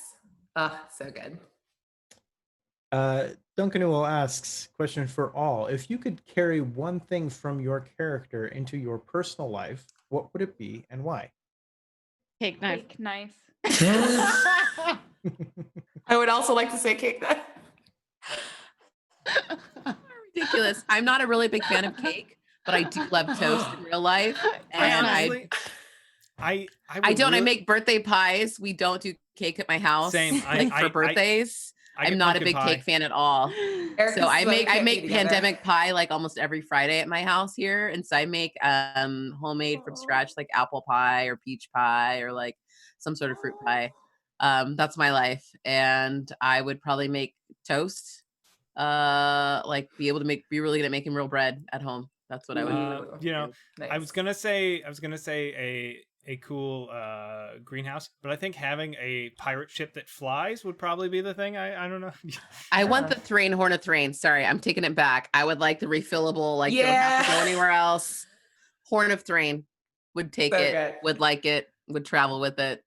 Dragon Girlfriend is my answer. Ooh, yeah. I was gonna say any sort of physical interpersonal relationship would be great. A group of people that I spend all my time with that accept me for who I am. Oh my god. So lonely. Okay. I don't like guns IRL, so I wouldn't fucking touch the blunderbuss or anything. Yeah. Like, I don't want that baby. Oh my god. Get it away from me. I have the hat. So there you go. That's literally all the things. I literally throw up constantly on a boat. Negs can attest to this. I just don't stop. Oh, I love boats. I'm so sorry. We could not actually be pirates together. We were on a literal pirate ship. To this day, that is one of the most, like, the second I think about that memory, I can feel it. I can feel how ill we were. And that entire boat just doing this, us just being these shivery little vomit chihuahuas, being fed stale saltine crackers. We wouldn't last a week on a real pirate ship. That's hilarious. The guy feeding us the crackers, it was his birthday. He just had to watch 2 grown women sick as fuck on a boat. We fed them saltines and they just vibrated. It's a mess. It's the funniest thing I've ever imagined. It's very funny. To be honest, though, I felt like afterwards, and after it stopped feeling awful, I was like, I feel like that's a really formative moment in Negs and I's relationship. Like, we'll always have that, and we have now suffered together. We've been embarrassed together. Like we've been fed crackers by the same man. Wait, what'd you say? Oh, I'm just adding also road tripping with someone. Right, yeah. Also solidifies that bond. But I God, do think that having a man watch you throw up into a bucket on a boat is one of the most vulnerable things. You didn't throw up. Hey, you didn't throw up. I throw up enough for both of us. Yeah, I didn't throw up until we made it back to land. Right. I waited, but yeah, that was please don't ask us to be pirates in real life. Nobody asked us that. No one Well, asked us that. so much for what I was planning for season 4, which is us just being on an actual pirate ship. No. Yeah. I would like to be Okay. able to handle my alcohol the way Hank does, because I get like 1 beer in me. I'm like, ooh, that's enough. I'm good for a week. Such a lightweight. Eric, I turn into Hadal when Eric drinks. I'm just like, drink my drink. Yeah, she like just hands me things that I don't like. She's like, here's whiskey. I hate whiskey. And she's like, just drink. She like puts it to my mouth and like tilts it. And I turn into Addie when y'all do that because I going around and going, don't do that. Stop taking things from Hadal. He's trying to fuck you up. No, Bria's my friend and she wants. Oh my god. Wait, am And then I turn into a big coin and roll away. Are you Tristan in this scenario? When I drank, do we have a You're well, when Tristan drinks, she's kind of a goofball. Yeah. Yeah, she's so kind fucking of a adorable. She's kind of a fucking dork when she drinks. Yeah, I think Yeah. Tristan is me in real life. Like Really awkward and a dork on alcohol, my but just God. like the baddest bitch when sober. I wish if we're talking not silly answers about like physical items to take from our characters, but like, you know, personality traits and stuff. Something that I really like about Tristan, like she's very socially awkward, but she also just had so many moments over the course of the show where she said no with no explanation. Like I really, really like that she doesn't feel the need to like explain herself to people. She'll just no. And that's Normalize it. saying no with no explanation. I Yeah. support that shit. That's something that I would like Ugh. to like carry with me from this character is that energy Yes. of like you can just say no.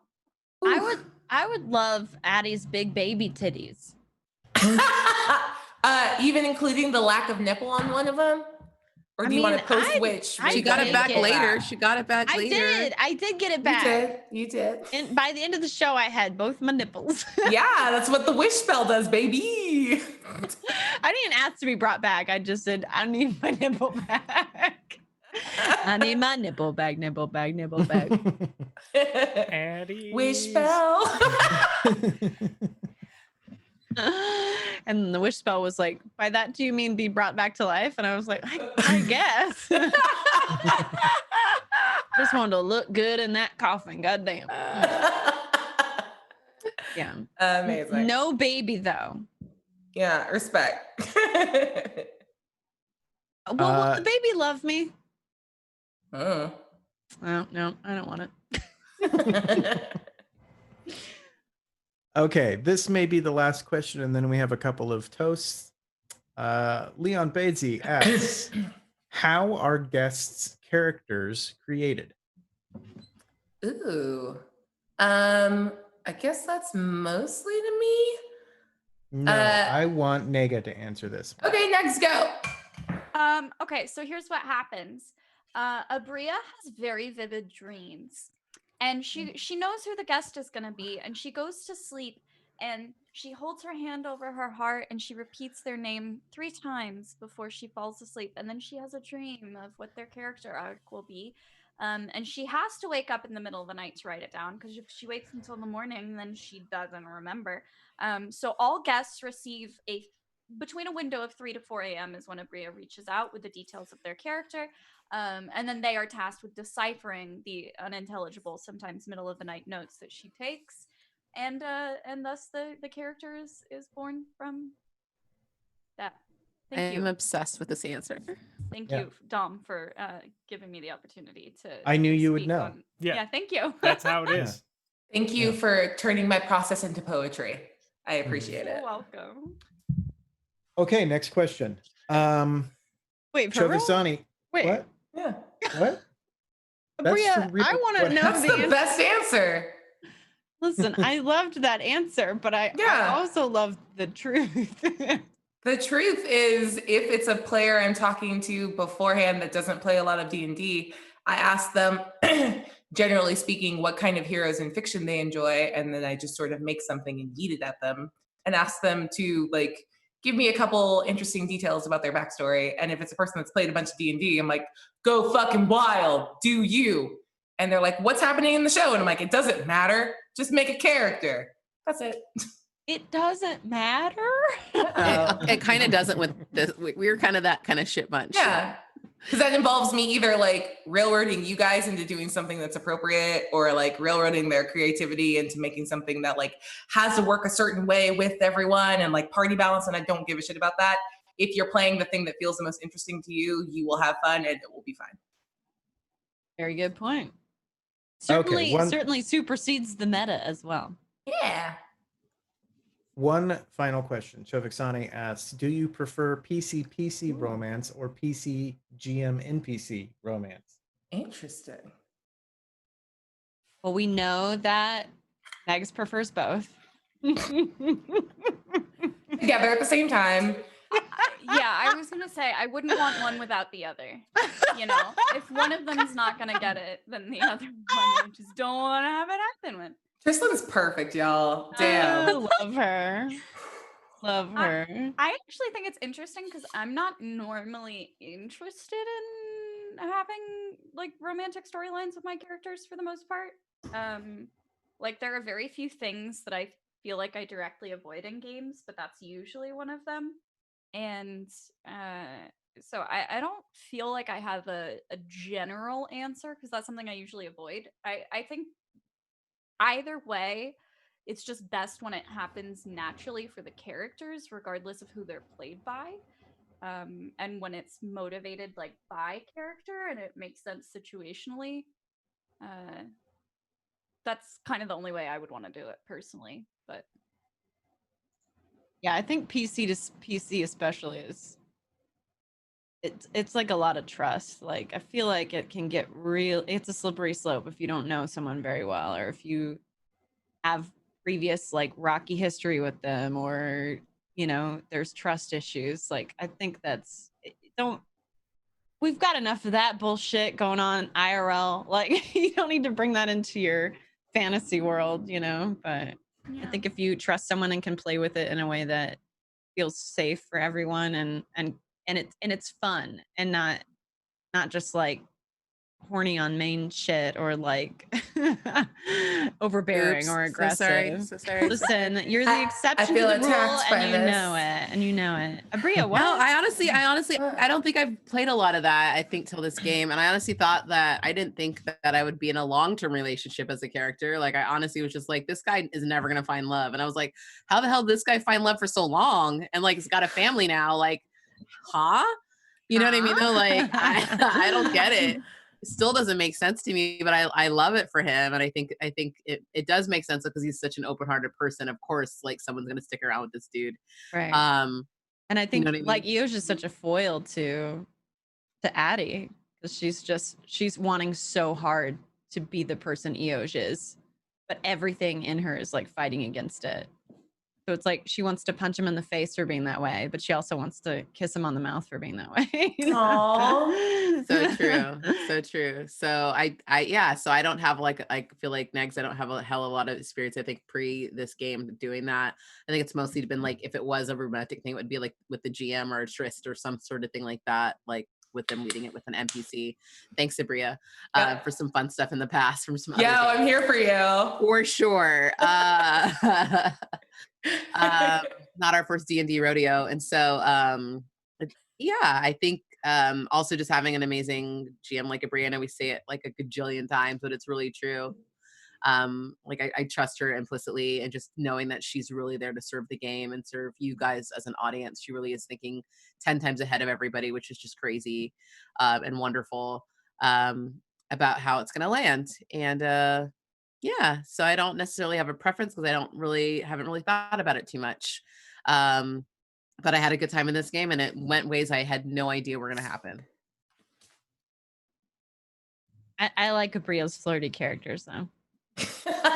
Is she good at that? For sure. Yeah, I'm horny on main. Yeah. It's fun being a GM where I'm like, I'm gonna flirt with all y'all because it's also part of that weird thing of like, as a GM, like I'm a huge fan of all of your characters. So I'm like, oh, flirting's super easy.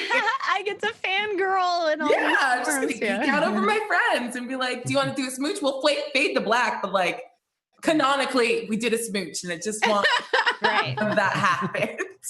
I do think I really love that you brought it up, Vanna, that like the reason that we can do that though is because the four of us, there's 5 of us? Oh God, I can't count. The 5 of us. The group.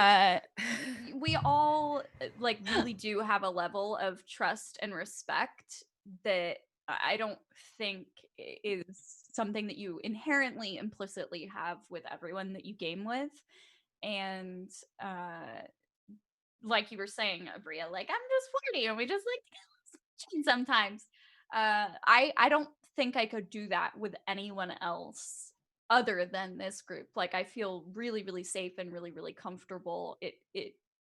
It's something that can feel uncomfortable and has in other games before, and 100% like y'all are the best. I could just give you little smooches all day long. Yeah, it is. Like This game was the first time, like Terry said, this is the first time I had a character in a relationship, and it was not something I specifically built a character. I was like, no one will ever ship this character with anyone.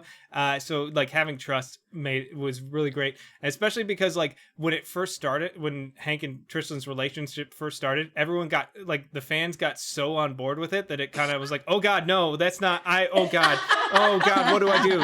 I've never been a part of a ship before. What do I do? Like. Amazing. It's also funny, just to jump in, I think it doesn't feel weird for me as either the player or the GM for GM and PC, like that is like, it's just weirdly dissociated from like any of my like feel meets, and it's fine. It's funny now being in a different game with you, Eric, and like our characters are like getting pushed together. I'm like, this shit hits different. Like I'm worried, like, we good? Is this okay? We're being shipped and I don't know how to feel about it. Like Literally, we did different. We did a one shot for New Pantheon that wasn't canon at the time, and like we were playing teenage versions of ourselves. And Abria writes a note and passes it to me, and she's like, can our characters make out or something like that? And I was like, yeah, okay. Aww. Why is that warm the cold cockles of my heart? And it was just like this goofy one-off thing. And now it's like part of the game. And I'm like, oh man, having to actually like parse out like the foundations of relationship and like making that like work. Shout out to you guys for doing it really, really well. Cause as a GM, I'm like, I don't know, I'll throw a smoochable person in your direction and they're just like a big weird Muppet and they don't feel like real in the same way as characters that you like live and breathe in and like have justified on such like a cellular level. You guys understand your characters. So like it's very cool to watch. I don't know, just that. Yeah. I love. And on that note,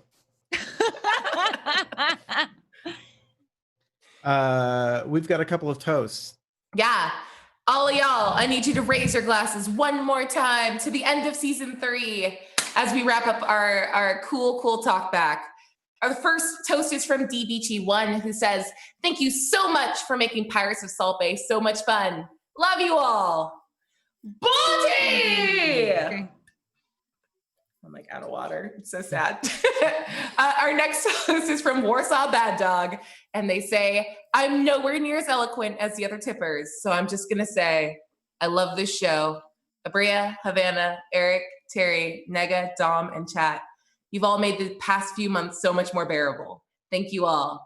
Fuck yeah, Salt Baes." Baldy! Thank you guys all so much.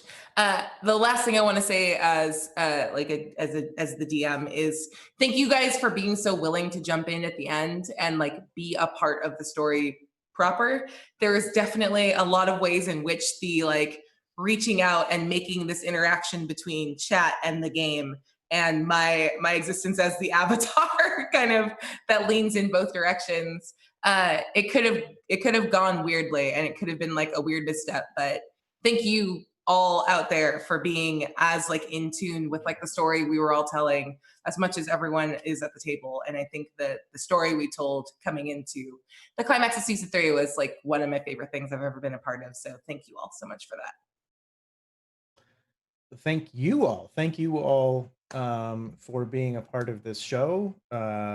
I truly adore this show, and I adore everyone who watches this show because you're all super awesome. And I hope that you can encourage folks to tune into the VODs and catch up before we start again afresh, because we'd love to bring in new people as always to watch these shows. The question was asked, when is season 4 coming back? I will say, I believe that the next show is going to be at Gen Con and will be the wedding episode. So about 2.5 weeks or so from now. So not too far. Do we have to wait till that? So tune in. That will be at 10 a.m. Pacific, 1 p.m. Eastern time. It will be on the Twitch, on the Gen Con Twitch channel. So be sure to look out for that. And we'll be doing a bunch of different things over Gen Con, and a few of these people will be involved with those. And I hope that you can tune in and check out some of that, some of the other content that we've got going on. Yes, it is a black tie event, so you definitely have to dress up. And if you do dress up, please tweet us how dressed up you are because we want to see it. Gonna have to bust out my black tie then. Yeah, I There you know. And, Bow and tie, I'm ready. yes, as far as I know, so just to quickly answer a Gen Con question that I'm seeing a lot, and I think probably even Gen Con doesn't 100% know this yet. For whatever reason, Gen Con's events are unlimited in ticket size, but every other person's events, if it's not on the actual Gen Con Twitch channel, has only gotten 500 tickets. So I don't know why that is, but it's free. And you can definitely tune in. However, it is very important for you to actually get a ticket. It is free. You don't have to pay for to get to Gen Con or buy a ticket. Usually these cost monies. So please do reserve a ticket. Not having a ticket won't stop you from seeing the show, but it means a lot to us if you get a ticket because it places us in better positions when we schedule things for future Gen Con. So please, please, please get everyone you know to get a ticket and sign up for this. And I realize that right now there's a conflict with Broken Pact. Gen Con should have fixed that by now, but clearly they have not. So if you're worried about catching both of them, you will be able to, but I know it's preventing you from getting tickets for both. Anyway, get tickets, please. How do we get like K-pop like stands to come in and like scoop up a bunch of tickets? Yeah, I think we have to be more question. problematic. I think that's how that works. Listen, I'm doing my darndest to be super problematic, and y'all just are. Eric, you're doing a great job. You're doing a great job. Don't be so hard on yourself. Thank you. You're super problematic. Thank you. Because y'all aren't. Y'all are like y'all need to step it up. Yeah. Sorry.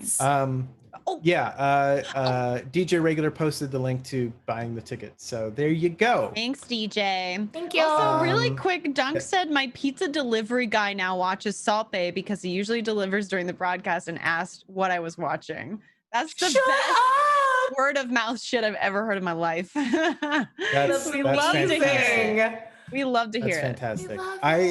I have to say this because it was such a surreal moment for me. I went to the opera. I don't normally go to the opera, but the Mozart's Magic Flute was playing here at the LA Opera. It was a really cool show.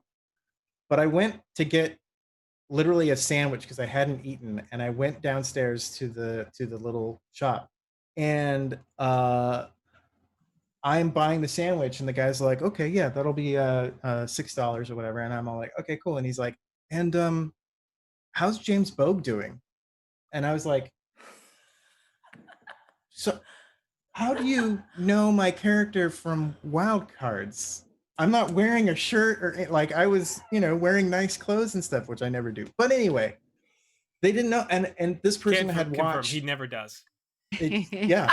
Wow, Eric, have you had one half of a beer? Why are you saying stuff like that? Oh yeah, I had Skittles and a baked potato. Sorry. It was very cool. It was very cool. We love running into all of y'all, and I wish that we could be there in person for Gen Con and PAX Unplugged and other conventions this year.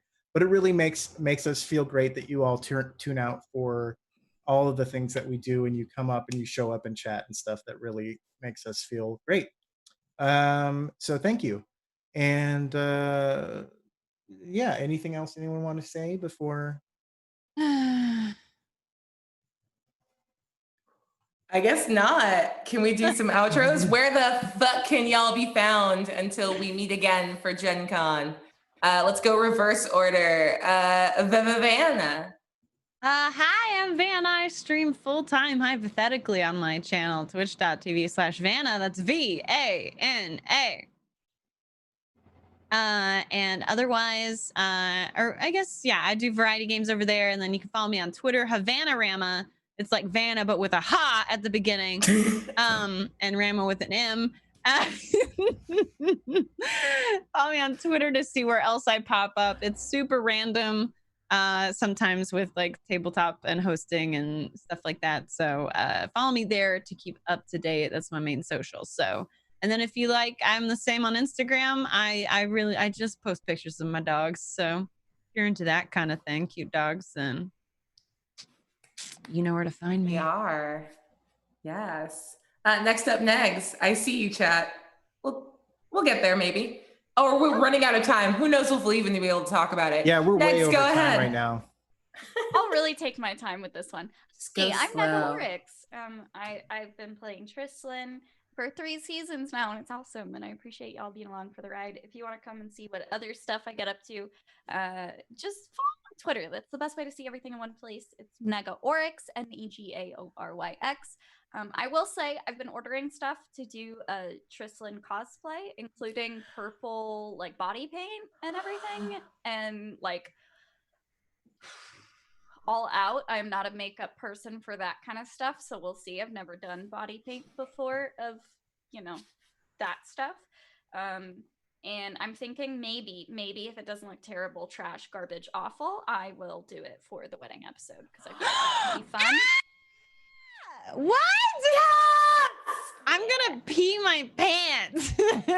So I'm probably gonna share on Instagram, like on Instagram stories behind the scenes of like prepping the ears and doing the makeup and purple contour and stuff like that. So if you want to see a little baby cosplayer, come say hi sometime. I'm excited. I have a dress already picked out for the wedding, by the way. I'm very stoked. I love it. So good. Heck yeah. Eric.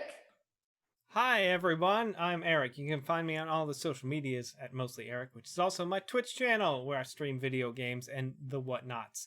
You can catch me Saturday mornings on the Twitch channel. It's probably okay, playing Return to the Spider-Verse, which is a masks game where we all play various spider people. Abria plays Miles Morales, the one and only Spider-Man, and I play Peter Parker, the one and only Man-Spider. I hate it. And then Sundays at 4 p.m. Pacific Standard Time on this channel, you can catch me in New Pantheon, which is a Demigod's actual play, with Abria as well. Because we're basically. Are you two in love? We're the odd couple. Yes. Well, I am jealous. Listen. You want to be part of our group? Well, you can be our Sune. Yeah. I cannot. Oh, I can't. I would like to watch. I am such an idiot. An ugly idiot. It just couldn't work. But don't talk about my friend like that. I'll smack Yeah, Opposite. how dare you say that about my best friend? It's opposite Okay. day. I hate when people say that. Please stop it. No. Yes. Ah, shit, Hadal. Hey, boy, hey. Oh, God, that laugh is so good. I feel that in like parts of my body. Hi guys, I'm Terry.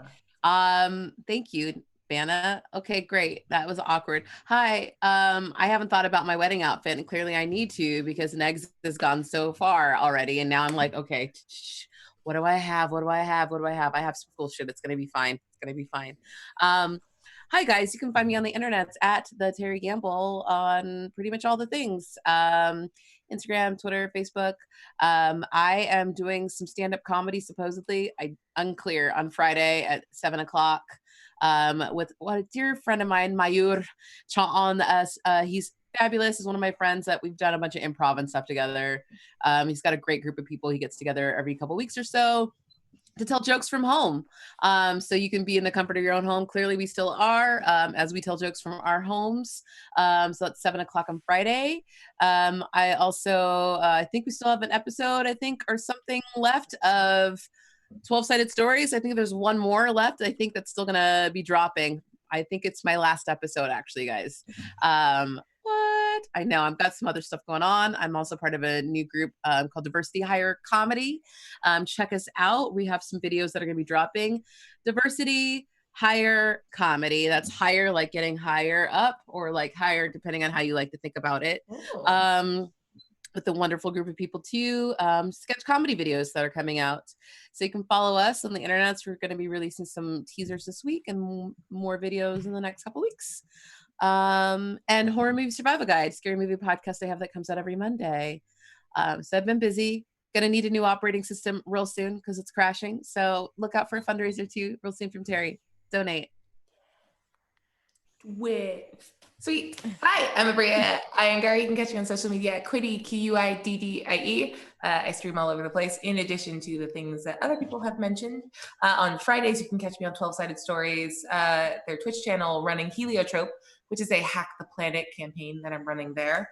And on Mondays at 1 p.m. PST, you can catch me over on twitch.tv/D&D, playing Lost Mine of Fandelver with the Roll20 Presents crew. It's very good and very fun. I play a Leonin babysitter bard, so all of her spells are just like how to be good at children. Amazing. So, yeah, it's very cute, very fun. I die a lot. Level 2 sucks. So now the thing you're actually waiting for me to finish up and say, we will be back for a modified season 4. We have a couple more stories left to tell in this group of Salt Baes' universe. So we'll be kicking things off with the wedding episode for Gen Con. And then we've got a couple more ideas of things we absolutely want to like point a cinematic lens at and walk you through. We're going to be very cagey about exactly what will be covered in the modified season 4 because we have a massive idea pile just off screen to the right. But we don't know what exactly we're going to do yet. But there will be a little bit more left for y'all. So thank you so much for sticking with us through the main thrust of the narrative. And we're not quite done yet. So we'll be back soon. That's the announcement. And more the Love Boat episode will. Yes, it is part of the fold. Exciting and Yes. new. Come aboard. Wonderful. Well, We're expecting you. the Love Boat. Yeah, get it! Yes. Oh my gosh. Yeah, Dom. Ooh. Hadal, I didn't know you had such hidden talents. Yeah, he's pretty good. Is that Hadal's I feel girlfriend? attacked by that. Adele's girlfriend, Tiffany. Tiffany, it would be. He's Oh just my God. really complicated. And I'm like, gonna but, like, fix my him. My love can fix Oh no, him. Tiffany. Definitely. Hadal is like the nicest. I don't know why you all like try to kill him all the time. All the time. All he Okay. does is try to help you. Yeah. Okay. For reals, though, thank you all for tuning in. Thank you all for watching. We hope to see you at Gen Con.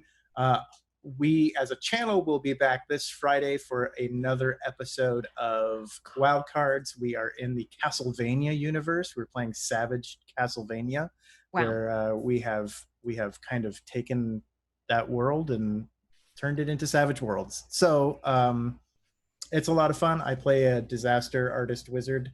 I think it's great. And yeah, I hope you can tune in for that. So with all of that, I bid you adieu. Adieu, Salt Baes. We love you. Adieu. Love to y'all you so and much. you and not you. You know what you fucking did. Yeah, bitch. Night night. Bye. The Goodbye. weirdest people. The Oh weirdest. no. Oh no. Vanna blurred out. It tried to blur my cuss.